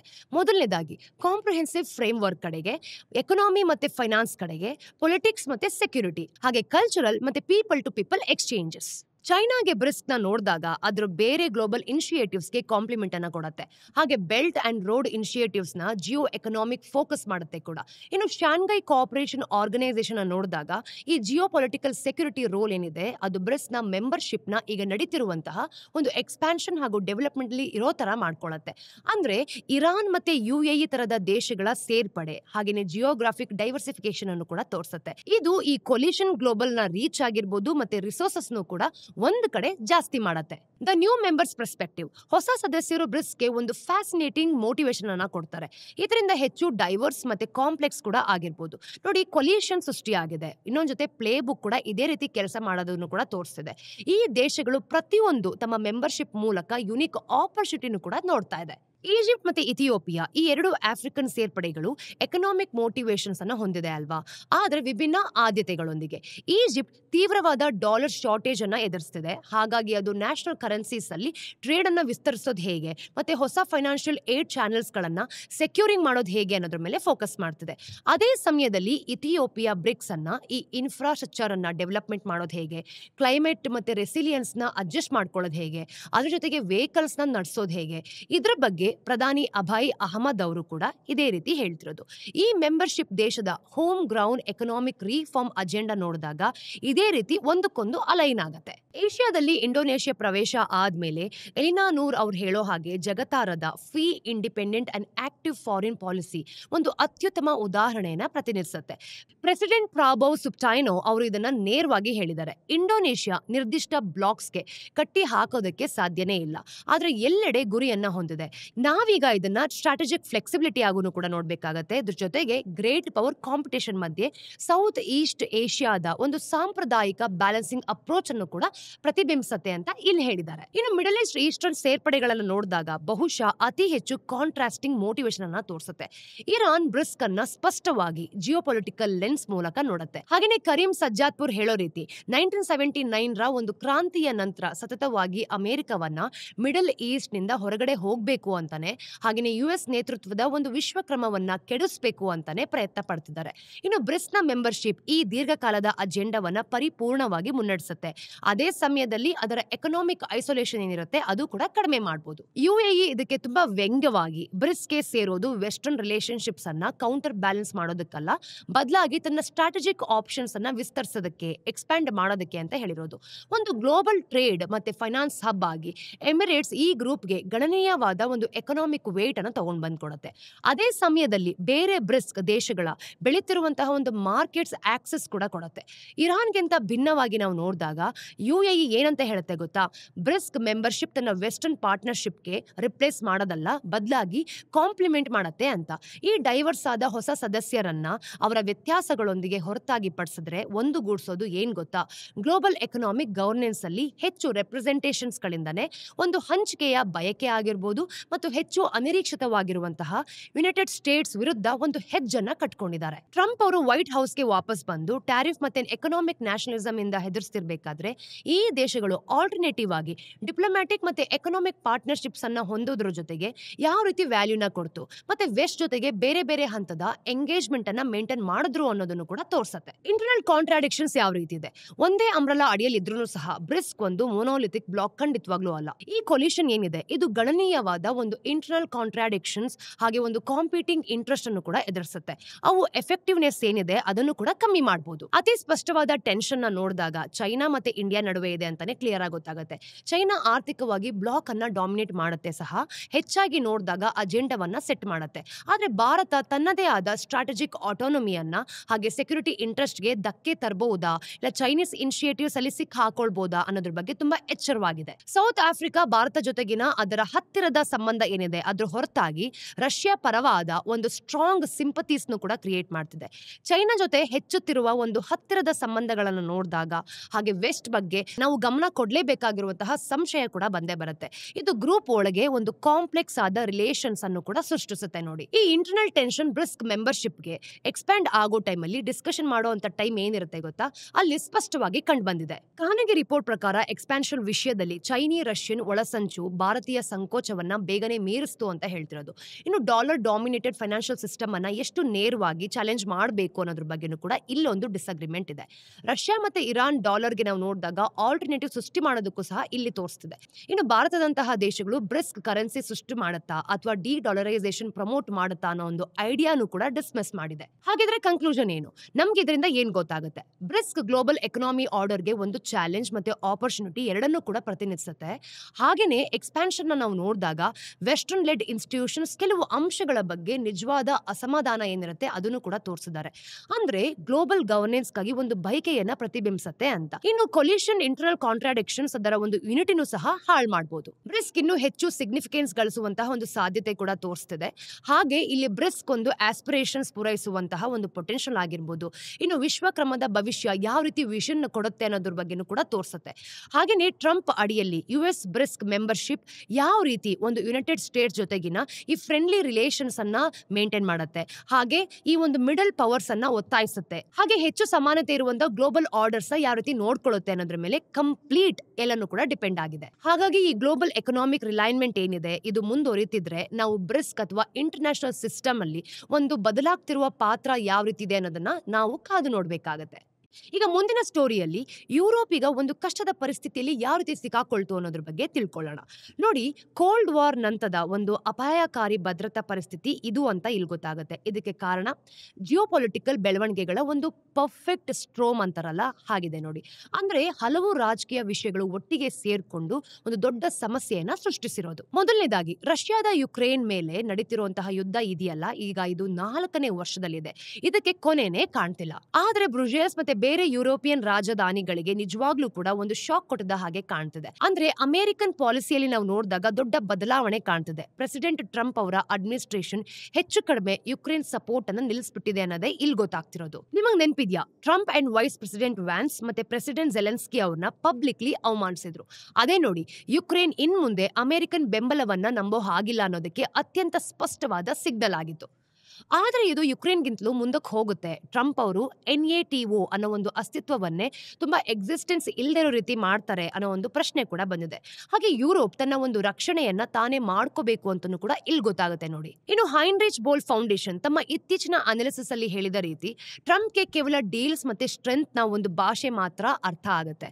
ಅವರು ಈ ಒಂದು ನಿಲುವು ಏನಿದೆ ಅದನ್ನ ಯುರೋಪಿಯನ್ ಅಫಿಷಿಯಲ್ಸ್ ಗಳ ಜೊತೆ ಸೆಕ್ಯೂರಿಟಿ ಎಮರ್ಜೆನ್ಸಿ ಅಂತಾನು ಕರೆದಿದ್ದಾರೆ ಅನ್ನೋದನ್ನ ಇಲ್ಲಿ ತೋರಿಸುತ್ತೆ ನೋಡಿ. ಯುರೋಪಿಯನ್ ಆದ್ಯಂತ ಇರುವಂತ ಒಂದು ಇಂಟೆಲಿಜೆನ್ಸ್ ಏಜೆನ್ಸಿ ಅಂದಾಜು ಮಾಡೋ ಪ್ರಕಾರ ರಷ್ಯಾ ತನ್ನ ಮಿಲಿಟರಿ ಕೆಪಾಬಿಲಿಟೀಸ್ ಅನ್ನ ಸರಿಪಡಿಸಿಕೊಳ್ಳೋದು, ಹಾಗೆ NOTO ಪ್ರದೇಶದ ಮೇಲೆ ನೋಡಿದಾಗ ಅಟ್ಯಾಕ್ ಲಾಂಚ್ ಮಾಡೋದಕ್ಕೂ ಸಹ ಸುಮಾರು 5 ವರ್ಷ ಬೇಕಾಗಬಹುದು ಅಂತ. ಈ 5 ವರ್ಷ ವಿಂಡೋ ಅಂದ್ರೆ ಅವಕಾಶ ಸಮಯ ಯುರೋಪಿಯನ್ ರಾಜಧಾನಿಗಳಲ್ಲಿ ಒಂದು ಅಂತ ತೋರ್ಸತ್ತೆ. ಅಂದ್ರೆ ನ್ಯೂ ರಿಯಾಲಿಟಿ ಏನ್ ಗೊತ್ತಾ, ಯುರೋಪಿಯನ್ ಚಿಂತೆಯಲ್ಲಿ ಒಂದು ರಿಮಾರ್ಕಬಲ್ ಶಿಫ್ಟ್ ಆಗತ್ತೆ ಅಂತ. ದಶಕಗಳ ಕಾಲ ವೇಟ್ ಮಾಡಿದಾಗ ಈ ಒಂದು ಅಂಡರ್ ಇನ್ವೆಸ್ಟ್ಮೆಂಟ್ ಮಾಡಿ ಅಮೆರಿಕನ್ ಸೆಕ್ಯೂರಿಟಿ ಗ್ಯಾರಂಟೀಸ್ ಮೇಲೆ ಡಿಪೆಂಡ್ ಆಗಿದ್ದಾರೆ ಅನ್ನೋದು ಇಲ್ಲಿ ತೋರಿಸುತ್ತೆ. ಯುರೋಪ್ ಈಗ ಕಠಿಣ ಸಿಚುವೇಶನ್ ಅನ್ನ ಫೇಸ್ ಮಾಡ್ತಿದೆ ಅಂತ ಇಲ್ಲೇ ಗೊತ್ತಾಗುತ್ತೆ ನೋಡಿ. ತನ್ನದೇ ಆದ ಡಿಫೆನ್ಸ್ ಕೆಪಾಬಿಲಿಟೀಸ್ ಅನ್ನ ಬೇಗ ನಿರ್ವಹಿಸಿಕೊಳ್ಬೇಕು ಅನ್ನೋದೇ ಇಲ್ಲಿನ ಸಿಚುವೇಶನ್. ಒಂದ್ ನಿಮಿಷ, ನಾವ್ ಯಾಕೆ ಇದ್ರ ಬಗ್ಗೆ ತಲೆ ಕೆಡಿಸ್ಕೊಳ್ಬೇಕು? ನಾವು ನಮ್ಮ ಶೋ ನಲ್ಲಿ ಯುರೋಪಿಯನ್ ಡಿಫೆನ್ಸ್ ಸ್ಪೆಂಡಿಂಗ್ ಸ್ಪ್ರೀ ಬಗ್ಗೆ ಯಾಕೆ ಮಾತಾಡ್ತಿದೀವಿ ಅಂತ ನೀವು ಕೂಡ ಯೋಚನೆ ಮಾಡ್ತಿರ್ಬೋದು. ಅವ್ರು ಹಾಕ್ತಿರೋ ದುಡ್ಡಿನ ಪ್ರಮಾಣ ಇದೆಯಲ್ಲ, ಅದು ಇಡೀ ಪ್ರಪಂಚಕ್ಕೆ ತುಂಬಾನೇ ರಿಲೆವೆಂಟ್ ಆಗಿದೆ, ಅಂದ್ರೆ ತುಂಬಾನೇ ಸಂಬಂಧಪಟ್ಟಿದೆ. ರಿಸೋರ್ಸ್ ನ ಈ ದೊಡ್ಡ ಮರು ಹಂಚಿಕೆ ನಾವು ನೋಡಿದಾಗ ನಾವು ಮಾತಾಡ್ತಿರೋದು 100 ಬಿಲಿಯನ್ ಯೂರೋಸ್ ಬಗ್ಗೆ. ಇದು ಗ್ಲೋಬಲ್ ಡಿಫೆನ್ಸ್ ಮಾರ್ಕೆಟ್ ನ ತುಂಬಾ ಗಂಭೀರವಾದ ರಿಪಲ್ ಎಫೆಕ್ಟ್ಸ್ ಅನ್ನ ಸೃಷ್ಟಿ ಮಾಡುತ್ತೆ. ಇದರಲ್ಲಿ ಬಹುಶಃ ಇಂಡಿಯನ್ ಡಿಫೆನ್ಸ್ ಸ್ಟಾಕ್ಸ್ ಮತ್ತೆ ಕಾಂಟ್ರಾಕ್ಟರ್ಸ್ ಕೂಡ ಸೇರಿರಬಹುದು. ಯುರೋಪಿಯನ್ ಸಂಸ್ಥೆಗಳ ಜೊತೆ ನಾವು ನೋಡಿದಾಗ ಪಾರ್ಟ್ನರ್ಶಿಪ್ ಇರುವಂತಹ ಅಥವಾ ಎಕ್ಸ್ಪೋರ್ಟ್ ಕೆಪಾಬಿಲಿಟೀಸ್ ಇರೋ ಒಂದು ಭಾರತೀಯ ಡಿಫೆನ್ಸ್ ಕಂಪನಿಗಳಿಗೆ ನ್ಯೂ ಆಪರ್ಚುನಿಟಿ ಸಹ ಸಿಗತ್ತೆ. ಹಾಗೇನೆ ಯುರೋಪ್ ತನ್ನ ಪ್ರಕ್ಯೂರ್ಮೆಂಟ್ ಅನ್ನ ಹೆಚ್ಚಿದಂಗೆ ಇಲ್ಲಿ ಪ್ರತಿಯೊಂದನ್ನು ಕೂಡ ಸಮ್ಮಪ್ ಆಗ್ಬಹುದು. ಹಾಗಾಗಿ ಇದು ಕೇವಲ ಜಿಯೋಪೊಲಿಟಿಕಲ್ ಕುತೂಹಲದ ಕತೆ ಅಂತೂ ಖಂಡಿತವಾಗ್ಲೂ ಅಲ್ಲ, ಇದು ಇನ್ವೆಸ್ಟ್ಮೆಂಟ್ ಇಂಪ್ಲಿಕೇಶನ್ಸ್ ಕೂಡ ಇದೆ. ನಾವು ಯುರೋಪ್ ನ ಪ್ರಮುಖ ಎಕನಾಮಿಕ್ ಥಿಂಕ್ ಟ್ಯಾಂಕ್ ಅಲ್ಲಿ ಒಂದಾದ ಬ್ರಾಯ್ಗಲ್ ಕೆಲವು ಫ್ಯಾಸಿನೇಟಿಂಗ್ ಅನಾಲಿಸಿಸ್ ಗಳ ಕಡೆ ನೋಡ್ತಾ ಇದೀವಿ. ಅವುಗಳು ಕೆಲವು ಆಳವಾದ ಇನ್ ಡೆಪ್ತ್ ರಿಪೋರ್ಟ್ಸ್ ಅನ್ನ ಪಬ್ಲಿಷ್ ಮಾಡಿದ್ದಾರೆ. ಅವು ಈ ಶಿಫ್ಟ್ ನಿಜವಾಗಿಯೂ ಎಷ್ಟು ಸಿಗ್ನಿಫಿಕೆಂಟ್ ಆಗಿದೆ ಅನ್ನೋದ್ರ ಬಗ್ಗೆ ಕ್ಲಿಯರ್ ಪಿಕ್ಚರ್ ಅನ್ನ ಕೊಡುತ್ತೆ. EU ಡಿಫೆನ್ಸ್ ಖರ್ಚಿನ ಪ್ರಮಾಣ ಯಾವ ರೀತಿ ಇದೆ? ಸರಿ, ಈಗ ನಂಬರ್ಸ್ ಬಗ್ಗೆ ಮಾತಾಡೋಣ. ಯುರೋಪ್ ನಿಜವಾಗಿ ಎಷ್ಟು ಖರ್ಚು ಮಾಡೋದಕ್ಕೆ ಪ್ಲಾನ್ ಮಾಡ್ತಿದೆ? European commission president Ursula von der Leyen ಅವರು ಈ ತಿಂಗಳ ಆರಂಭದಲ್ಲಿ ಇದರ ಒಂದು ಆರ್ಮ್ ಯುರೋಪ್ ಅಂತ ಕರೀಬೇಕು ಅಂತ ಪ್ಲಾನ್ ಮಾಡಿ ಅನೌನ್ಸ್ ಮಾಡಿದ್ರು. ಅವರ ಪ್ರೆಸ್ ಸ್ಟೇಟ್ಮೆಂಟ್ ಪ್ರಕಾರ ಈ ಪ್ಯಾಕೇಜ್ ಯುರೋಪ್ ಡಿಫೆನ್ಸ್ ಗಾಗಿ ಸುಮಾರು 800 ಬಿಲಿಯನ್ಸ್ ಖರ್ಚಾಗ್ತಿದೆ. ಇದನ್ನ ಇಂಪ್ರೂವ್ ಮಾಡುವಂತಹ ಗುರಿನೂ ಸಹ ಹೊಂದ್ಕೊಂಡಿದೆ. ನಿಮ್ಗೆ ಒಂದು ಅಂದಾಜ್ ಸಿಗ್ಲಿ ಅಂತ ಹೇಳ್ತೀನಿ. ಫಾರ್ ಕಾಂಟೆಕ್ಸ್ಟ್, ಈ ವರ್ಷದ ಭಾರತದ ಡಿಫೆನ್ಸ್ ಬಡ್ಜೆಟ್ಗಿಂತ 10 ಪಟ್ಟು ಇದು ಜಾಸ್ತಿ. ಈ ಪ್ಲಾನ್ಗೆ ಹಲವು ಕಾಂಪೊನೆಂಟ್ಸ್ ಗಳಿದೆ. ಮೊದಲನೇದು, ಯುರೋಪ್ನ ಬಡ್ಜೆಟ್ ರೂಲ್ಸ್ ಅಲ್ಲಿರೋ ಒಂದು ನ್ಯಾಷನಲ್ ಎಸ್ಕೇಪ್ ಕ್ಲಾಸ್ ಏನಿದೆ ಅದನ್ನ ಆಕ್ಟಿವೇಟ್ ಮಾಡೋದು. ಎಸ್ಕೇಪ್ ಕ್ಲಾಸ್ ಅಂತಂದ್ರೆ ಸಾಮಾನ್ಯ ನಿಯಮಗಳಿಗಿಂತ ತಪ್ಪಿಸ್ಕೊಳ್ಬೇಕಾದ್ರೆ ಇರುವಂತಹ ಒಂದು ಅವಕಾಶ. ಇದು ದೇಶಗಳಿಗೆ ಡೆಫಿಸಿಟ್ ಪೆನಾಲ್ಟೀಸ್ ಟ್ರಿಗರ್ ಆಗದೆ ಇರೋ ಹಾಗೆ ಡಿಫೆನ್ಸ್ ಸ್ಪೆಂಡಿಂಗ್ ಅನ್ನ GDPಯ 1.5% ಸಹ ಹೆಚ್ಚಿಸೋದಕ್ಕೆ ಅವಕಾಶನ ಕೊಡುತ್ತೆ. ಇದು ಒಂದೇ 4 ವರ್ಷಗಳಲ್ಲಿ ಡಿಫೆನ್ಸ್ ಖರ್ಚಿಗಾಗಿ ಸುಮಾರು 650 ಬಿಲಿಯನ್ ಯೂರೋಸ್ ಅಷ್ಟು ಫಿಸ್ಕಲ್ ಸ್ಪೇಸ್ ಅನ್ನ ಸೃಷ್ಟಿಸಿರಬಹುದು. ಎರಡನೇ ಕಾಂಪೊನೆಂಟ್ ಅಂತಂದ್ರೆ ಸೆಕ್ಯೂರಿಟಿ ಆಕ್ಷನ್ ಫಾರ್ ಯುರೋಪ್ ಅಥವಾ ಸೇಫ್ ಅಂತ ಕರೆಯೋ ಒಂದು ಹೊಸ €150 ಬಿಲಿಯನ್ ಲೋನ್ ಇನ್ಸ್ಟ್ರೂಮೆಂಟ್ ಅಂತ. ಇದು ಮೆಂಬರ್ ಸ್ಟೇಟ್ಸ್ಗೆ ನಿರ್ದಿಷ್ಟವಾದ ಡಿಫೆನ್ಸ್ ಇನ್ವೆಸ್ಟ್ಮೆಂಟ್ಗಾಗಿ ಲೋನ್ ಸಹ ಕೊಡುತ್ತೆ. ಹೆಚ್ಚಿನ ಇಯು ದೇಶಗಳು ಇನ್ನೂ ಹತ್ರನೂ ಇಲ್ಲ. ಸದ್ಯಕ್ಕೆ ಪೋಲೆಂಡ್ ಮಾತ್ರ ಆ ಒಂದು 3.7% ಟಾರ್ಗೆಟ್ಗಿಂತ ಹೆಚ್ಚು ಖರ್ಚು ಮಾಡ್ತಿದೆ. ಇನ್ನು Belgium, Italy, Luxembourg, Portugal, Slovenia ಹಾಗೆ ಸ್ಪೇನ್ ನಂತಹ ದೇಶಗಳು ದೊಡ್ಡ ಸ್ಪೆಂಡಿಂಗ್ ಚಾಲೆಂಜಸ್ ಕೂಡ ಎದುರಿಸ್ತಿದೆ. ಇನ್ನು ಪ್ರತಿಯೊಂದು ಕೂಡ ಡಿಫೆನ್ಸ್ ಖರ್ಚನ್ನ ನೋಡಿದಾಗ GDP-ಗಿಂತ 2% ಹೆಚ್ಚಾಗಿ ಖರ್ಚು ಮಾಡ್ತಾ ಇದೆ. ಒಂದು ವೇಳೆ ಅವೆಲ್ಲ ತಮ್ಮ ಕಮಿಟ್ಮೆಂಟ್ ಅನ್ನ ಪೂರೈಸಿದ್ರೆ ಪರಿಸ್ಥಿತಿ ಯಾವ ರೀತಿ ಇರುತ್ತೆ? ಒಟ್ಟಾರೆಯಾಗಿ ಯುರೋಪಿಯನ್ NATO ಮೆಂಬರ್ಸ್ ಈ ಒಂದು ಟಾರ್ಗೆಟ್ ಮುಟ್ಟೋದಕ್ಕೆ ವರ್ಷಕ್ಕೆ ಹೆಚ್ಚುವರಿಯಾಗಿ €275 ಬಿಲಿಯನ್ ಖರ್ಚು ಮಾಡಬೇಕು ಅಂತ ಅನ್ಕೊಂಡಿದ್ದಾರೆ. ಇದನ್ನ ರಷ್ಯಾಗೆ ಹೋಲಿಸಿದ್ರೆ ಅದು ಡಿಫೆನ್ಸ್ ಮೇಲೆ ಸುಮಾರು €120 ಬಿಲಿಯನ್ ಖರ್ಚು ಮಾಡ್ತಿದೆ ಅಂತ ಗೊತ್ತಾಗುತ್ತೆ. ಇದು ರಷ್ಯಾದ ಒಟ್ಟು ಗವರ್ಮೆಂಟ್ ಸ್ಪೆಂಡಿಂಗ್ ನ ಸುಮಾರು 1/3 ಭಾಗ. ಆದ್ರೆ ಎಲ್ಲಾ ಹಣ ತುಂಬಬೇಕಾದ ಪ್ಲಗ್ ಹಲವಾರು ಗ್ಯಾಪ್ಸ್ ಗಳನ್ನೇ ತೋರಿಸ್ತಿದೆ. ಇದೇ ಮಾರ್ಚ್ 19ಕ್ಕೆ ರಿಲೀಸ್ ಆದ white paper for European defence readiness ನಲ್ಲಿ 2030 ಇದೆಯಲ್ಲ, ಅದು ಯುರೋಪಿಯನ್ ದೇಶಗಳಿಗೆ ತುಂಬಾ ಎಮರ್ಜೆನ್ಸಿ ಅಡ್ರೆಸ್ ಮಾಡಬೇಕಾಗಿರುವಂತಹ 7 ಕ್ರಿಟಿಕಲ್ ಕೆಪಾಬಿಲಿಟಿ ಗ್ಯಾಪ್ಸ್ ಗಳನ್ನ ಗುರುತಿಸ್ತಾ ಇದೆ. Air and missile defence, artillery systems, ammunition and missile production, drones and counter drone system, military mobility, AI and cyber capabilities, ಹಾಗೆಯೇ ಸ್ಟ್ರಾಟಜಿಕ್ ಎನಾಬ್ಲರ್ಸ್ ಗಳಾದ ಕಮ್ಯುನಿಕೇಶನ್ಸ್ ಮತ್ತೆ ಸರ್ವೈಲೆನ್ಸ್. ದ ಫಿಸ್ಕಲ್ ಮೆಕ್ಯಾನಿಕ್ಸ್ ನಾವು ನೋಡಿದಾಗ ಈ ಎಲ್ಲ ಫಂಡಿಂಗ್ ನಿಜವಾಗಿಯೂ ಕೂಡ ಹೇಗೆ ಕೆಲಸ ಮಾಡಿಸುತ್ತೆ ನೋಡಿ. EU ಹತ್ರ ಸ್ಟೆಬಿಲಿಟಿ ಅಂಡ್ ಗ್ರೋತ್ ಪ್ಯಾಕ್ಟ್ ಅಥವಾ SGP ಅಡಿಯಲ್ಲಿ ಕಟ್ಟುನಿಟ್ಟಾದ ಫಿಸ್ಕಲ್ ರೂಲ್ಸ್ ಗಳಿದೆ. ಈ ಪ್ಯಾಕ್ಟ್ ಸಾಮಾನ್ಯವಾಗಿ ಗವರ್ಮೆಂಟ್ ಡೆಫಿಸಿಟ್ಸ್ ಅನ್ನ GDP-ಯ 3%ಗೆ ಮಿತಿಗೊಳಿಸಬೇಕು ಅಂತ ತೋರಿಸುತ್ತೆ. ಇನ್ನು GDP-ಯ 60%ಗಿಂತ ಹೆಚ್ಚು ಡೆಟ್ ಇರೋ ದೇಶಗಳು ಅದನ್ನ ಕಾಲಕ್ರಮೇಣ ಕಡಿಮೆ ಮಾಡಬೇಕು ಅಂತಾನು ಇಲ್ಲಿ ಹೇಳ್ತಿರೋದು. ಇಲ್ಲೇ ನೋಡಿ, ಎಸ್ಕೇಪ್ ಕ್ಲಾಸಸ್ ಬರೋದು 2 ತರ. ಒಂದು ಎಸ್ಕೇಪ್ ಕ್ಲಾಸಸ್ ಇದೆ, ಇನ್ನೊಂದು EU ವ್ಯಾಪಿ ರಿಸೆಷನ್ಸ್ ಗಾಗಿ ಒಂದು. ಜನರಲ್ ಎಸ್ಕೇಪ್ ಕ್ಲಾಸ್ ಮತ್ತು ದೇಶ ನಿರ್ದಿಷ್ಟ ಶಾಕ್ಸ್ ಗಾಗಿ ಒಂದು ನ್ಯಾಷನಲ್ ಎಸ್ಕೇಪ್ ಕ್ಲಾಸ್ ಅನ್ನ ಮಾಡುತ್ತೆ. ಈಗ ಬ್ರಜೈಲ್ ಹೇಳೋ ಹಾಗೆ ನ್ಯಾಷನಲ್ ಎಸ್ಕೇಪ್ ಕ್ಲಾಸ್ ಜೊತೆ ಒಂದು ಸ್ಟಿಗ್ಮಾ ಸೇರ್ಕೊಂಡಿದೆ. ಯಾಕೆ ಅಂತಂದ್ರೆ ಟೆಂಪ್ರವರಿ ಪ್ರತಿ ದೇಶವೂ ಕೂಡ ಆಕ್ಟಿವೇಶನ್ ಗಾಗಿ ಪ್ರತ್ಯೇಕವಾಗಿ ರಿಕ್ವೆಸ್ಟ್ ಮಾಡಬೇಕಾಗಿರೋದ್ರಿಂದ. ಇನ್ನು ಫೈನಾನ್ಷಿಯಲ್ ಮಾರ್ಕೆಟ್ಸ್ ಇದನ್ನ ಫಿಸ್ಕಲ್ ವೀಕ್ನೆಸ್ ನ ಒಂದು ಸೈನ್ ನೋಡಬಹುದಾದ ರಿಸ್ಕ್ ಇದೆ ಅನ್ನೋದು ತೋರಿಸ್ತಿರೋದು. ಹಾಗಾದ್ರೆ EU ಯಾಕೆ ಜನರಲ್ ಎಸ್ಕೇಪ್ ಕ್ಲಾಸ್ ಅನ್ನ ಬಳಸ್ತಿಲ್ಲ? ಅದು ಪೊಲಿಟಿಕಲಿ ಸುಲಭವಾಗಿರುತ್ತೆ, ಹಾಗೇನೆ ದೇಶಗಳಿಗೆ ಹೆಚ್ಚು ಫ್ಲೆಕ್ಸಿಬಿಲಿಟಿ ಸಹ ಕೊಡಬಹುದು ಅಲ್ವಾ? ಸರಿ, ಸಮಸ್ಯೆ ಏನು ಅಂತಂದ್ರೆ ಅದನ್ನ ಆಕ್ಟಿವ್ ಮಾಡೋ ಕಂಡೀಷನ್ಸ್ ನಿರ್ದಿಷ್ಟವಾಗಿ EU ವ್ಯಾಪಿ ತೀವ್ರವಾದ ಎಕನಾಮಿಕ್ ಡೌನ್ ಅನ್ನ ತಗೊಂಬರುತ್ತೆ. ಸದ್ಯಕ್ಕೆ ಅಸ್ತಿತ್ವದಲ್ಲೇ ಇಲ್ಲ. ಸೆಕ್ಯೂರಿಟಿ ಥ್ರೆಟ್ ಗಂಭೀರವಾಗಿದ್ರು ಕೂಡ ಜನರಲ್ ಕ್ಲಾಸ್ ಪ್ರಾವಿಷನ್ಸ್ ಅಡಿಯಲ್ಲಿ ಕ್ವಾಲಿಫೈ ಆಗೋದಿಲ್ಲ. ಅದಕ್ಕೋಸ್ಕರನೇ ಕಮಿಷನ್ ನ್ಯಾಷನಲ್ ಎಸ್ಕೇಪ್ ಕ್ಲಾಸ್ ಅನ್ನ ಬಳಸಿದ್ರೆ ಸೆಕ್ಯೂರಿಟಿ ಸಿಚುವೇಶನ್ ಎಕ್ಸೆಪ್ಷನಲ್ ಸರ್ಕಮ್ಸ್ಟಾನ್ಸಸ್ ಆಗಿದ್ರೆ, ಅಂದ್ರೆ ಯಾವ ರೀತಿ ಅಸಾಧಾರಣ ಸಂದರ್ಭಗಳು ಬರುತ್ತೆ ಅನ್ನೋದನ್ನ ತೋರಿಸುತ್ತೆ. ಇದು ದೇಶಗಳಿಗೆ 2025 ಇಂದ ಶುರುವಾಗಿ 4 ವರ್ಷಗಳವರೆಗೆ ಸಾಮಾನ್ಯವಾದ ಫಿಸ್ಕಲ್ ಪ್ಲಾನ್ಸ್ ಅನ್ನ ಯಾವ ರೀತಿ ಮಾಡಬಹುದು ಅನ್ನೋದಕ್ಕೂ ಸಹ ಅವಕಾಶ ಕೊಡುತ್ತೆ. ಆ ಸ್ಟೆಗಿಮಾವನ್ನ ಕೌಂಟರ್ ಕೊಟ್ಟಾಗ ಕಮಿಷನ್ಸ್ ಎಲ್ಲ ಕೂಡ EU ದೇಶಗಳನ್ನ ಒಂದೇ ಸಮಯದಲ್ಲಿ ಒಂದು ಕ್ಲಾಸಸ್ ಗಾಗಿ ರಿಕ್ವೆಸ್ಟ್ ಮಾಡಬೇಕಾದ್ರೆ ಆಹ್ವಾನ ಮಾಡುತ್ತೆ. ಮೂಲಭೂತವಾಗಿ ನಾವು ನೋಡಿದಾಗ ಇದನ್ನ ಒಂದು ಕಲೆಕ್ಟಿವ್ ಆಕ್ಷನ್ ಮಾಡಿ ಆ ಸ್ಟೆಗಿಮಾವನ್ನ ತೆಗೆದುಹಾಕಲಾಗುತ್ತೆ. ಆದ್ರೆ ಇಲ್ಲೂ ಸ್ವಲ್ಪ ನುವಾನ್ಸ್ ಇದೆ. ಇದರ ಇಂಪ್ಯಾಕ್ಟ್ ಒಂದು ದೇಶದ ಡೆಟ್ ಲೆವೆಲ್ ಮೇಲೆ ತುಂಬಾ ಡಿಪೆಂಡ್ ಆಗಿರೋ ತರನೇ ಕಾಣುತ್ತೆ, ಹಾಗೆ ಬದಲಾಗುತ್ತೆ ಕೂಡ. ನೆದರ್ಲ್ಯಾಂಡ್ಸ್ ಅಥವಾ ಜರ್ಮನಿಯಂತಹ ಲೋ ಡೆಟ್ ದೇಶಗಳಿಗೆ ಎಸ್ಕೇಪ್ ಕ್ಲಾಸ್ ನಿಜವಾಗಿಯೂ ಅವಶ್ಯಕತೆನೇ ಇಲ್ಲ. ಅವರ ಒಂದು ಡೆಫಿಸಿಟ್ GDP 3%ಗಿಂತ ಕಡಿಮೆ ಇರೋರಿಗೆ, ಹಾಗೆ ಪೆನಾಲ್ಟಿಸ್ ಟ್ರಿಗರ್ ಕೂಡ ಜಾಸ್ತಿ ಆದಾಗ ಡಿಫೆನ್ಸ್ ಖರ್ಚನ್ನ ಹೆಚ್ಚಿಸಲು ಅವರಿಗೆ ಈಗಾಗಲೇ ರೂಮ್ ಇದೆ. ಇಟಲಿ, ಫ್ರಾನ್ಸ್ ಮತ್ತೆ ಬೆಲ್ಜಿಯಂನಂತಹ ಹೈ ಡೆಟ್ ದೇಶಗಳಿಗೆ ಇವು ಈಗಾಗಲೇ ಎಕ್ಸೆಸಿವ್ ಡೆಫಿಟ್ಸ್ ಪ್ರೊಸೀಜರ್ಸ್ ಅಡಿಯಲ್ಲಿದೆ. ಎಸ್ಕೇಪ್ ಕ್ಲಾಸ್ ಒಂದು ತರದ ಡಿಫರೆನ್ಸ್ ಮಾಡಬಹುದು. ಇದು ಅವರಿಗೆ ಹೆಚ್ಚಿನ ಪೆನಾಲ್ಟೀಸ್ ಅಥವಾ ಮಾರ್ಕೆಟ್ ಬ್ಯಾಕ್ ಲ್ಯಾಶ್ ಅನ್ನ ಎದುರಿಸಿದ್ರೆ ಡಿಫೆನ್ಸ್ ಖರ್ಚನ್ನ ಹೆಚ್ಚಿಸಲು ಕೂಡ ರೂಮ್ ಕೊಡುತ್ತೆ. ಈಗ ಕಮಿಷನ್ ಈ ಕ್ಲಾಸ್ ಅಡಿಯಲ್ಲಿ ಹೆಚ್ಚುವರಿ ನೋಡಿದಾಗ ಡಿಫೆನ್ಸ್ ಖರ್ಚಿನ ಮೇಲೆ GDP-ಯ 1.5% ನಷ್ಟು ಕ್ಯಾಪ್, ಅಂದ್ರೆ ಬ್ರಾಯ್ಗಲ್ಗೆ ಈ ಕ್ಯಾಪ್ ಅನ್ನ ಎನ್ಫೋರ್ಸ್ ಮಾಡುವಂತಹ ಲೀಗಲ್ ಬೇಸಿಸ್ ಮೇಲೆ ದೇಶಗಳು ಏನಿರುತ್ತೆ ಗೊತ್ತಾ, ಅದು ರಿಯಾಲಿಟಿಯಲ್ಲಿ ಈ ಒಂದು ಲಿಮಿಟ್ ಅನ್ನ ಮೀರಿ ಹೋಗ್ಬೋದು ಅನ್ನೋದನ್ನು ಕೂಡ ತೋರಿಸ್ತಿದೆ. ಹಾಗಾದ್ರೆ ಉತ್ತರವಿಲ್ಲದಿರುವಂತಹ ಪ್ರಶ್ನೆಗಳೇನು? ಇದು ಒಂದು ಯುರೋಪಿಯನ್ ಸ್ಪೆಂಡಿಂಗ್ ಪ್ರೋಗ್ರಾಮ್ ತರ ಕಂಡ್ರು ಕೂಡ ಕೋವಿಡ್ ರಿಕವರಿ ಫಂಡ್ ತರ ಅಲ್ಲದೆ ಇದ್ರು ಈ ಹೊಸ ಫೈನಾನ್ಸಿಂಗ್ ಹೆಚ್ಚಿನ ಭಾಗ ನ್ಯಾಷನಲ್ ಬಾರೋಯಿಂಗ್ ಇಂದ ಬರುತ್ತೆ. ಇನ್ನು EU ಲೆವೆಲ್ ಡೆಟ್ ಇಂದ ಖಂಡಿತವಾಗ್ಲೂ ಅಲ್ಲ. €150 ಬಿಲಿಯನ್ ಸೇಫ್ ಲೋನ್ ಫೆಸಿಲಿಟಿ ಮಾತ್ರ ಕಾಮನ್ ಬಾರೋಯಿಂಗ್ ಕಾಂಪೊನೆಂಟ್ಸ್ ಆಗಿದೆ. ಹಾಗೆ ಇದು ಕೂಡ ಇಂಡಿವಿಜುವಲ್ ದೇಶಗಳಿಗೆ ಲೋನ್ಸ್ ಕೊಡುತ್ತೆ ಕೂಡ, ಗ್ರಾಂಟ್ಸ್ ಅಲ್ಲ. ಗ್ರಾಂಟ್ಸ್ ಅಂತಂದ್ರೆ ವಾಪಸ್ ಕೊಡಬೇಕಿಲ್ಲ ಅಂತ ಒಂದು ಅನುದಾನ. ಇದು ಯುರೋಪಿಯನ್ ಅಪ್ರೋಚ್ ನ ಎಫಿಷಿಯನ್ಸಿ ಬಗ್ಗೆ ಪ್ರಶ್ನೆಗಳನ್ನು ಕೂಡ ಎತ್ತಿ ತೋರಿಸುತ್ತೆ. ಜಾಯಿಂಟ್ ಪ್ರೊಕ್ಯೂರ್ಮೆಂಟ್ ಹಾಗೆ ಸ್ಟ್ಯಾಂಡರ್ಡೈಸೇಷನ್ಗೆ ಒಂದು ಸ್ಟ್ರಾಂಗ್ ಇನ್ಸೆಂಟಿವ್ಸ್ ಇಲ್ಲದೆ ಪ್ರತಿ ದೇಶವೂ ಕೂಡ ತನ್ನದೇ ಆದ ಡಿಫೆನ್ಸ್ ಪ್ರಾಜೆಕ್ಟ್ಸ್ ಅನ್ನ ಮುಂದುವರಿಸುವ ರಿಸ್ಕ್ ಅನ್ನ ತಗೊಳುತ್ತೆ. ಇದು ಪರಿಣಾಮವನ್ನ ನೋಡಿದಾಗ ಮಿಲಿಟರೀಸ್ ಫ್ರಾಗ್ಮೆಂಟೆಡ್ ಆಗ್ಬೋದು, ಹಾಗೆ ಒಬ್ಬರ ಅಬಿಲಿಟೀಸ್ಗಳು ಕೂಡ ಇನ್ನೊಂದಕ್ಕೆ ಡೂಪ್ಲಿಕೇಟ್ ಮಾಡಬಹುದು. ಇನ್ನು ಸೆಂಟರ್ ಫಾರ್ ಯುರೋಪಿಯನ್ ರಿಫಾರ್ಮ್ಸ್ ನ ನೋಡಿದಾಗ ಇನ್ನು ಲೂಯಿಜಿ ಸ್ಕ್ಯಾಜಿಯರ್ ಹೇಳೋ ಪ್ರಕಾರ ನ್ಯಾಷನಲ್ ಎಸ್ಕೇಪ್ ಕ್ಲಾಸ್ ಅನ್ನ ಆಕ್ಟಿವೇಟ್ ಮಾಡೋದ್ರಲ್ಲಿ ಅಥವಾ ಸೇಫ್ ಲೋನ್ಸ್ ಆಗೋದ್ರಲ್ಲಿ ಮೆಂಬರ್ ಸ್ಟೇಟ್ಗಳು ಕೋಆಪರೇಟ್ ಅಥವಾ ರಾಷ್ಟ್ರೀಯವಾಗಿ ಕೆಲಸ ಮಾಡಬೇಕು ಅನ್ನೋ ಒಂದು ಲೆಕ್ಕಾಚಾರಗಳು ಕೂಡ ಇನ್ನೂ ಇಲ್ಲಿ ರಚನೆ ಆಗಿಲ್ಲ ಅಂತ. ಇನ್ನೊಂದು ಮುಖ್ಯ ಪ್ರಶ್ನೆ ಅಂತಂದ್ರೆ ಸೇಫ್ ಲೋನ್ಸ್ ನಿಜವಾಗಿಯೂ ಎಲ್ಲಾ ಮೆಂಬರ್ ಸ್ಟೇಟ್ಸ್ಗೆ ಅಟ್ರಾಕ್ಟಿವ್ ಆಗಿರುತ್ತಾ ಅಥವಾ ಪೋಲೆಂಡ್ ನಂತಹ ಹೆಚ್ಚು ಬಾರೋಯಿಂಗ್ ಕಾಸ್ಟ್ ಇರೋ ಸುಮಾರು 6% ದೇಶಗಳಿಗೆ ಮಾತ್ರ ನ ಕಡಿಮೆ ಇಂಟ್ರೆಸ್ಟ್ ರೇಟ್ಸ್ ಗಳು ಸಿಗತ್ತಾ ಅಥವಾ 3% ಸಹ ಲಾಭ ತಗೊಂಡ್ಬರ್ಬೋದು. ಆದ್ರೆ ಈಗಾಗಲೇ ಕಡಿಮೆ ರೀತಿಯಲ್ಲಿ ಬಾರೋ ಮಾಡಬಲ್ಲ ದೇಶಗಳಿಗೆ ಈ ಒಂದು ಮಿನಿಮಲ್ ಸೇವಿಂಗ್ಸ್ ಅಡ್ಮಿನಿಸ್ಟ್ರೇಟಿವ್ ಕಾಂಪ್ಲೆಕ್ಸಿಟಿಯನ್ನ ಜಸ್ಟಿಫೈ ಮಾಡದೇ ಇರಬಹುದು. ಆದ್ರೆ ಹೈ ಡೆಟ್ ದೇಶಗಳು ನಿಜವಾಗ್ಲೂ ಕೂಡ ಈ ಒಂದು ಫಿಸ್ಕಲ್ ಫ್ಲೆಕ್ಸಿಬಿಲಿಟಿಯನ್ನ ಬಳಸ್ಕೊಳ್ಳುತ್ತಾ. ಇಟಲಿ ಅಥವಾ ಸ್ಪೇನ್ ಅಂತಹ ದೇಶಗಳು ಹೆಚ್ಚು ಬಾರೋಯಿಂಗ್ ಕಾಸ್ಟ್ ಅನ್ನ ಡೆಫಿಸಿಟ್ ಕನ್ಸರ್ನ್ ಎದುರಿಸ್ತಿರ್ಬೇಕಾದ್ರೆ ಈ ಒಂದು ಡಿಫೆನ್ಸ್ ಖರ್ಚನ್ನ ಗಣನೀಯವಾಗಿ ತಗೊಳುತ್ತಾ. ಮತ್ತೆ ಪಬ್ಲಿಕ್ ಸಪೋರ್ಟ್ ಇರಬೇಕಾದ್ರೆ ಇಟಲಿ ಮತ್ತೆ ಸ್ಪೇನ್ ಈ ಒಂದು ಯುರೋಪ್ ಹೆಸರಿಗೆ ಅಬ್ಜೆಕ್ಷನ್ಸ್ ಅನ್ನ ಕೊಡುತ್ತಾ. ಇದೆಲ್ಲನೂ ಕೂಡ ಅವ್ರಿಗೆ ಮಿಲಿಟರಿಸ್ಟಿಕ್ ಧ್ವನಿ ತರ ಬಂದಿದೆ ಅನ್ನೋದನ್ನ ಅವ್ರು ತೋರಿಸ್ತಿದ್ದಾರೆ. ಅವರ ಕ್ಯಾಲ್ಕುಲೇಷನ್ಸ್ ಪ್ರಕಾರ NATO ಟಾರ್ಗೆಟ್ ನಾವು ನೋಡಿದಾಗ GDPಯ 3.7% ಅಷ್ಟು ಮುಟ್ಬೋದು ಅಂತ ಅವ್ರು ಹೇಳಿರೋದು. ಹೆಚ್ಚಿನ EU ದೇಶಗಳು ಆವರೇಜ್ ಬೇಸಿಸ್ ಮೇಲೆ GDPಯ ಸುಮಾರು 1.7% ಅಷ್ಟು ಖರ್ಚನ್ನ ನೋಡ್ಕೊಳ್ಬೇಕಾಗತ್ತೆ. Germany's debt brake and new complications ಅನ್ನು ನೋಡಿದಾಗ ಇಡೀ ಪಿಕ್ಚರ್ನೇ ಕೂಡ ಅಲ್ಲಾಡಿಸ್ತಿರೋ ತರ ಇದೆ. ಅಂದ್ರೆ ಜರ್ಮನಿಯ ಕಾನ್ಸ್ಟಿಟ್ಯೂಷನಲ್ ಡೆಟ್ ರೂಲ್ಸ್ ರಿಫಾರ್ಮ್ ಮಾಡೋ ಮೂಲಕ ದಶಕಗಳಿಂದ ಜರ್ಮನಿ ಒಂದು ಕಟ್ಟುನಿಟ್ಟಾದ ಡೆಟ್ ಬ್ರೇಕ್ ಅನ್ನ ಮೇಂಟೈನ್ ಮಾಡ್ಕೊಂಡು ಬಂದಿದೆ.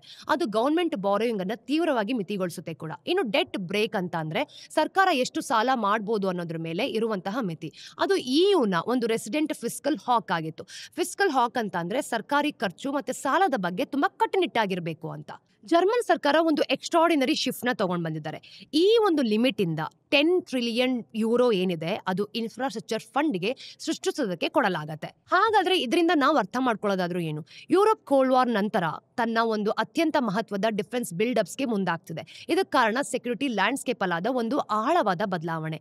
ಆದ್ರೆ ಆ ದೊಡ್ಡ ಹೆಡ್ಲೈನ್ ಫಿಗರ್ಸ್ ಹಿಂದೆ ಫಿಸ್ಕಲ್ ರೂಲ್ಸ್, ನ್ಯಾಷನಲ್ ಪ್ರಯಾರಿಟೀಸ್ ಮತ್ತೆ ಪೊಲಿಟಿಕಲ್ ಕಾನ್ಸ್ಟ್ರೆಂಟ್ಸ್ ಕೂಡ ಇದ್ದೇ ಇರುತ್ತೆ. ಆದ್ರೆ ಇಂಪ್ಲಿಮೆಂಟೇಷನ್ಸ್, ಕೋಆರ್ಡಿನೇಷನ್ ಮತ್ತೆ ಹೈ ಡೆಟ್ ಬರ್ಡನ್ಸ್ ಇರೋ ದೇಶಗಳು ನಿಜವಾಗ್ಲೂ ಕೂಡ ಖರ್ಚನ್ನ ಯಾವ ರೀತಿ ನೋಡುತ್ತೆ ಅನ್ನೋದ್ರ ಬಗ್ಗೆ ಖಂಡಿತವಾಗ್ಲೂ ಪ್ರಶ್ನೆಗಳು ಅದೇ ರೀತಿ ಇರುತ್ತೆ. ಇದೆಲ್ಲದರ ಮಧ್ಯೆ ಜರ್ಮನಿಯ ಡೆಟ್ ಬ್ರೇಕ್ ರಿಫಾರ್ಮ್ ಇನ್ನೊಂದು ಪದರವನ್ನೇ ತೋರಿಸುತ್ತೆ. ನ ಒಂದು ಫಿಸ್ಕಲ್ ಫ್ರೇಮ್ ವರ್ಕ್ ಅನ್ನ ದುರ್ಬಲಗೊಳಿಸೋದು ಯಾವ ರೀತಿ ಅಂತ. ಜರ್ಮನಿಗೆ ಅದರ ಯುರೋಪಿಯನ್ ಪಾರ್ಟ್ನರ್ಸ್ಗಿಂತ ಡಿಫೆನ್ಸ್ ಖರ್ಚಿನಲ್ಲಿ ಹೆಚ್ಚು ಮುಕ್ತಾಯವನ್ನು ಕೂಡ ಕೊಡಲಾಗುತ್ತೆ. ಇನ್ನು ಇನ್ವೆಸ್ಟರ್ಸ್ಗೆ ವಿಶೇಷವಾಗಿ ಪಾಲಿಟಿಕಲಿ ನಾವು ನೋಡಿದಾಗ ಡಿಫೆನ್ಸ್ ಸೆಕ್ಟರ್ ಅನ್ನ ಗಮನಿಸಬಹುದು ಅಂತ. ಇನ್ನು ಯುರೋಪಿಯನ್ ಪೈವಟ್ ಗಣನೀಯವಾದ ಅವಕಾಶಗಳನ್ನು ಕೂಡ ತಗೊಂಡಿದ್ದಾರೆ. ಆ ಹಣ ನಿಜವಾಗ್ಲೂ ಇರುತ್ತಾ ಅಥವಾ ಹೋಗತ್ತಾ, ಇಲ್ಲ ಕಾಂಟ್ರಾಕ್ಟರ್ಸ್ ಯಾವ ರೀತಿ ಲಾಭಗಳನ್ನ ತಗೊಳ್ತಾರೆ, ಬಾರೋಯಿಂಗ್ ಮಾರ್ಕೆಟ್ ಯಾವ ರೀತಿ ಇರುತ್ತೆ ಅನ್ನೋದನ್ನ ನಾವು ಮುಂದಿನ ದಿನಗಳಲ್ಲಿ ನೋಡಬೇಕು.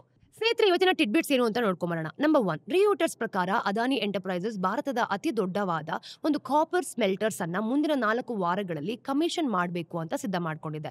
ಈ ಫೇಸ್ 1 ಕಮಿಷನ್ ನಿಂದ ಭಾಗವಾಗಿ ತನ್ನ ಮೊದಲ ಅನೋಡ್ಸ್ ಅನ್ನ ಉತ್ಪಾದಿಸಬೇಕು ಅಂತ ಮುಂದೆ ಬಂದಿದೆ. ಅನೋಡ್ಸ್ ಅಂತಂದ್ರೆ ಕಾಪರ್ ರಿಫೈನಿಂಗ್ ಪ್ರಕ್ರಿಯೆಯಲ್ಲಿ ಬರುವಂತಹ ಒಂದು ಮಧ್ಯಂತರ ಉತ್ಪನ್ನ ಅಂತ. ಇದು ಗ್ಲೋಬಲ್ ಟ್ರೀಟ್ಮೆಂಟ್ ನ ಒಂದು ರಿಫೈನಿಂಗ್ ಚಾರ್ಜಸ್. ಇದರಲ್ಲಿ ಈ ಒಂದು TC ಅಥವಾ RCs ಅಂತಾನೂ ಕೂಡ ಕರೀತಾರೆ. ನೆಗೆಟಿವ್ ಆಗಿರುವ ಸಮಯದಲ್ಲಿ ಬರ್ತಾ ಇದೆ ಅಂತ. TC/RCs ಅಂತಂದ್ರೆ ಕಚ್ಚಾ ಕಾಪರ್ ಅನ್ನ ರಿಫೈನ್ ಮಾಡಲು ಸ್ಮೆಲ್ಟರ್ಸ್ ಇಂದ ಬರುವಂತಹ ಶುಲ್ಕ. ಇನ್ನು ಕಾಪರ್ ಕಾನ್ಸಂಟ್ರೇಟ್ ಸಪ್ಲೈ ತುಂಬಾ ಕಡಿಮೆ ಇರೋದ್ರಿಂದ ಏಷ್ಯಾದ ಸ್ಮೆಲ್ಟರ್ ನಷ್ಟ ಕೂಡ ಅನುಭವಿಸುತ್ತೆ. ಈ ಸ್ಮೆಲ್ಟರ್ ಪೂರ್ತಿಯಾಗಿ ಆಪರೇಷನ್ಸ್ ಆದ್ಮೇಲೆ ಭಾರತ ರಿಫೈನ್ಡ್ ಕಾಪರ್ಸ್ಗಾಗಿ ಇಂಪೋರ್ಟ್ಸ್ ಮೇಲೆ ಡಿಪೆಂಡ್ ಆಗಿರೋದನ್ನ ಕಡಿಮೆ ಮಾಡುವಂತಹ ನಿರೀಕ್ಷೆ ಇರುತ್ತೆ. ವಿಶೇಷವಾಗಿ ನಾವು ನೋಡಿದಾಗ 2018ರಲ್ಲಿ ಈ ಸ್ಟೆರಲೈಟ್ ಪ್ಲಾಂಟ್ ಶಟ್ ಡೌನ್ ಆದ್ಮೇಲೆ ಒಂದು ಕಾಲದಲ್ಲಿ ದೇಶೀಯ ರಿಫೈನ್ಡ್ ಕಾಪರ್ 40% ಅನ್ನು ಕೂಡ ಪೂರೈಸುತ್ತಿತ್ತು. ಈ ಅನೌನ್ಸ್ಮೆಂಟ್ ಈ ಒಂದು ಸಂಬಂಧಿತ ಗ್ಲೋಬಲ್ ಡೆವಲಪ್ಮೆಂಟ್ ನಂತರ ಲಂಡನ್ ಮೆಟಲ್ ಎಕ್ಸ್ಚೇಂಜ್ ಅಲ್ಲೂ ಕೂಡ ಕಾಪರ್ ಬೆಲೆಗಳು 3.8%ಗೆ ಹೆಚ್ಚಾಗಿದೆ. ಪ್ರತಿ ಟನ್ಗೆ 8,939 ಈ ಒಂದು ಡಾಲರ್ಸ್ ತಲುಪಿಸಿದೆ ಅಂತ. ಎಕ್ಸ್ಪಾನ್ಷನ್ಸ್ಗೆ ಬೇಕಾದ ಎನ್ವೈರನ್ಮೆಂಟಲ್ ಅಪ್ರೂವಲ್ಸ್ ಈಗಾಗಲೇ ಸಿಕ್ಕಿದೆ. ಇದು ಈ ಒಂದು ಮೆಟಲಾರ್ಜಿಕಲ್ ಕಾಂಪ್ಲೆಕ್ಸ್ಗೆ ದೀರ್ಘಕಾಲೀನ ಆಂಬಿಷನ್ಸ್ ಅನ್ನು ಕೂಡ ತೋರಿಸ್ತಿದೆ. ಅದಾನಿಯ ಈ ನಡೆ ಇನ್ಫ್ರಾಸ್ಟ್ರಕ್ಚರ್ನ ಒಂದು ಎಲೆಕ್ಟ್ರಿಫಿಕೇಶನ್ ಇಂದ ಬರ್ತಿರುವಂತಹ ದೇಶೀಯ ಬೇಡಿಕೆಯ ಒಂದು ಕೋಇನ್ಸಿಡೆನ್ಸ್ ಅಂತ ಹೇಳ್ಬೋದು. ಈ ಪ್ರಾಜೆಕ್ಟ್ಸ್ ಬಗ್ಗೆ ಸ್ಟ್ಯಾಂಗ್ಯೂಯಲ್ಲಿ ನಡೆದಿರೋ ಒಂದು ಇಂಟರ್ನ್ಯಾಷನಲ್ ಕಾಪರ್ ಅಸೋಸಿಯೇಷನ್ಸ್ ಕಾನ್ಫರೆನ್ಸ್ ಸಮಯದಲ್ಲೇ ಚರ್ಚೆ ಮಾಡಲಾಯಿತು. ಎರಡನೇದು, ಆಪಲ್ ಇತ್ತೀಚೆಗೆ ಚೈನೀಸ್ ಸ್ಮಾರ್ಟ್ಫೋನ್ ಮೇಲೆ ಹಾಕಿದ 125% ಟ್ಯಾರಿಫ್ ಹೈಕ್ಗೆ ಪ್ರತಿಕ್ರಿಯೆಯಾಗಿ ಭಾರತದಿಂದ ಯುಎಸ್ಗೆ ಈ ಚಾರ್ಟರ್ಡ್ ಕಾರ್ಗೋ ಫ್ಲೈಟ್ಸ್ ಬಳಸಿ ಸುಮಾರು 15 ಲ್ಯಾಕ್ಸ್ ಐಫೋನ್ ಅನ್ನ ಶಿಪ್ ಮಾಡಿದೆ. ಇದರ ತೂಕ 600 ಟನ್ಸ್ ಅಷ್ಟಿತ್ತು. ಎಕ್ಸ್ಪೋರ್ಟ್ ಮಾಡಿದ್ಮೇಲೆ ಫೋನ್ಗಳು ಮುಖ್ಯವಾಗಿ ಹೈ ಎಂಡ್ ಮಾಡೆಲ್ಸ್ಗಳಾದ ಐಫೋನ್ 16 ಪ್ರೋ ಮ್ಯಾಕ್ಸ್ ಇವುಗಳನ್ನ ಫಾಕ್ಸ್ಕಾನ್ ಚೆನ್ನೈ ಪ್ಲಾಂಟ್ ಅಲ್ಲಿ ಮ್ಯಾನುಫ್ಯಾಕ್ಚರ್ ಮಾಡಲಾಗಿದೆ. ಆ ಪ್ಲಾಂಟ್ ಕಳೆದ ವರ್ಷ 2 ಕೋಟಿ ಐಫೋನ್ ಉತ್ಪಾದಿಸಿತ್ತು ಕೂಡ. ಈಗ 20% ಹೆಚ್ಚು ಪ್ರೊಡಕ್ಷನ್ ಟಾರ್ಗೆಟ್ ಅನ್ನ ಮುಟ್ಟಿಸ್ತಾ ಇದೆ. ಇನ್ನು ಭಾನುವಾರಗಳಲ್ಲೂ ಕೂಡ ಕೆಲಸ ಮಾಡ್ತಿದ್ದಾರೆ. ಫಾಕ್ಸ್ಕಾನ್ ಭಾರತೀಯದ ಒಂದು ಯುಎಸ್ಗೆ ಎಕ್ಸ್ಪೋರ್ಟ್ಸ್ ಅನ್ನು ನೋಡಿದಾಗ ಜನವರಿ 2025ರಲ್ಲಿ $770 ಮಿಲಿಯನ್ ಅಷ್ಟು ತಲುಪ್ತಿದೆ. ಇನ್ನು ಫೆಬ್ರವರಿಯಲ್ಲಿ $643 ಮಿಲಿಯನ್ ಗೆ ಏರ್ತಿದೆ. ಇದನ್ನು ಮುಂಚಿನ 4 ತಿಂಗಳಲ್ಲಿ ನೋಡಿದಾಗ 110 ಇಂದ $331 ಮಿಲಿಯನ್ ಅಲ್ಲಿ ಇತ್ತು. ಆಪಲ್ ನ ಈ ನಡೆ ಟ್ಯಾರಿಫ್ ಶಾಕ್ಸ್ ಅನ್ನ ತಪ್ಪಿಸ್ಕೊಳ್ಳೋದಕ್ಕೆ ಗುರಿ ಮಾಡ್ಕೊಂಡಿದೆ. ಈ ಟ್ಯಾರಿಫ್ ಬಿದ್ದಿದ್ರೆ ಐಫೋನ್ ನ 16 ಪ್ರೋ ಮ್ಯಾಕ್ಸ್ ಮೇಲೆ $1,599 ಕೂಡ $2,300 ಗೆ ಏರ್ಬೋದಿತ್ತು. ಕೊನೆಯ ಟಿಡ್ಬಿಟ್, ಏರ್ ಬಸ್ ನ SE 2030 ಹೊತ್ತಿಗೆ ಭಾರತದಿಂದ ತನ್ನ ವಾರ್ಷಿಕ ಸೋರ್ಸಿಂಗ್ ಅನ್ನ $2 ಬಿಲಿಯನ್ ಗೆ ಹೆಚ್ಚಿಸುವಂತ ಪ್ಲಾನ್ಸ್ ಅನ್ನ ಅನೌನ್ಸ್ ಮಾಡ್ತಿದೆ. ಇದು ಈಗಿನ ಲೆವೆಲ್ಸ್ ಗಿಂತ ಸುಮಾರು 43% ಅಷ್ಟು ಹೆಚ್ಚು. 2024ರಲ್ಲಿ ಈ ಏರೋಸ್ಪೇಸ್ಗೆ ದೈತ್ಯ ಭಾರತದಿಂದ $1.4 ಬಿಲಿಯನ್ ಮೌಲ್ಯದ ಕಾಂಪೊನೆಂಟ್ಸ್ ಅನ್ನ ಸೋರ್ಸ್ ಮಾಡಲಾಯಿತು. ಇದು ಹಿಂದಿನ ವರ್ಷಕ್ಕೆ ಹೋಲಿಸಿದ್ರೆ 40% ಹೆಚ್ಚು. ಇದು 2019ರಲ್ಲಿ ದಾಖಲಾಗಿದ್ದ $500 ಬಿಲಿಯನ್ ಪ್ರೊಕ್ಯೂರ್ಮೆಂಟ್ಸ್ ಗಿಂತ ಸಿಗ್ನಿಫಿಕೆಂಟ್ಲಿ ಇನ್ಕ್ರೀಸ್ ಆಗಿದೆ. ಇದು ನಡೆ ನೋಡಿದಾಗ ಏವಿಯೇಷನ್ ಮಾರ್ಕೆಟ್ಗೆ ವೇಗವಾಗಿ ಎಕ್ಸ್ಪ್ಯಾಂಡ್ ಆಗ್ತಿದೆ ಅಂತ ಗೊತ್ತಾಗ್ತಿದೆ. ಏರ್ ಬಸ್ ನ ಗ್ಲೋಬಲ್ ಸಪ್ಲೈ ಚೈನ್ ನಲ್ಲಿ ಭಾರತದಲ್ಲಿ ಅತಿ ಹೆಚ್ಚು ಪಾತ್ರ ವಹಿಸ್ತಿರೋದು ಅಂತ ಹೈಲೈಟ್ಸ್ ಇದು. ಇನ್ನು ಭಾರತೀಯ ಕ್ಯಾರಿಯರ್ಸ್ ಹತ್ತಿರ ನಾವು ನೋಡಿದಾಗ ಸದ್ಯಕ್ಕೆ ಸುಮಾರು 1800 ಏರ್ ಕ್ರಾಫ್ಟ್ ಗಳ ಪೆಂಡಿಂಗ್ ಆರ್ಡರ್ಸ್ ಬುಕ್ ಇದೆ. ಇದು ಜಾಗತಿಕವಾಗಿ ಅತಿ ದೊಡ್ಡವುಗಳು ಅಂತಾನೂ ಕೂಡ ಗೊತ್ತಾಗುತ್ತೆ. ಏರ್ ಬಸ್ ಮತ್ತೆ ಬೋಯ್ ಹಂಚ್ಕೊಂಡಿದೆ ಕೂಡ. ನವದೆಹಲಿಯಲ್ಲಿ ನಡೆದ ಒಂದು ಇವೆಂಟ್ ಅಲ್ಲಿ ಏರ್ ಬಸ್ ಮಹೀಂದ್ರ ಏರೋಸ್ಟ್ರಕ್ಚರ್ ಪ್ರೈವೇಟ್ ಜೊತೆ ಪಾರ್ಟ್ನರ್ಶಿಪ್ ಕೂಡ ಅನೌನ್ಸ್ ಮಾಡಿದೆ. ಮಹೀಂದ್ರ ಏರೋಸ್ಟ್ರಕ್ಚರ್ ಏರ್ ಬಸ್ ಏನಿದೆ ಇದು H130 ಸಿಂಗಲ್ ಇಂಜಿನ್ ಹೆಲಿಕಾಪ್ಟರ್ಸ್ಗೆ ಮೇನ್ ಫ್ಯೂಸಲಿಂಗ್ ಅನ್ನ ಮ್ಯಾನುಫ್ಯಾಕ್ಚರ್ ಮಾಡಲಿದೆ ಅಂತ. ಫ್ಯೂಸಲಿಂಗ್ ಅಂತ ಅಂದ್ರೆ ವಿಮಾನದ ಮುಖ್ಯ ದೇಹ ಅಂತ. ಮಹೀಂದ್ರ ಇಂದ ಈ ಒಂದು ಡೆಲಿವರೀಸ್ ಮಾರ್ಚ್ ಅಲ್ಲಿ 2027ರಲ್ಲಿ ಶುರುವಾಗುವಂತಹ ನಿರೀಕ್ಷೆ ಕೂಡ ಇದೆ. ಇದು ಇವತ್ತಿನ ಝೀರೋದ ಮಾರ್ಕೆಟ್ಸ್ ನ ದ ಡೈಲಿ ಬ್ರೀಫ್ ನ ಅಪ್ಡೇಟ್. ಮತ್ತಷ್ಟು ಅಪ್ಡೇಟ್ಸ್ ಒಂದಿಗೆ ನಾನು ನಿಮಗೆ ಮುಂದಿನ ವಿಡಿಯೋಲಿ ಸಿಗ್ತೀನಿ. ಅಲ್ಲಿ ತನಕ ಟೇಕ್ ಕೇರ್.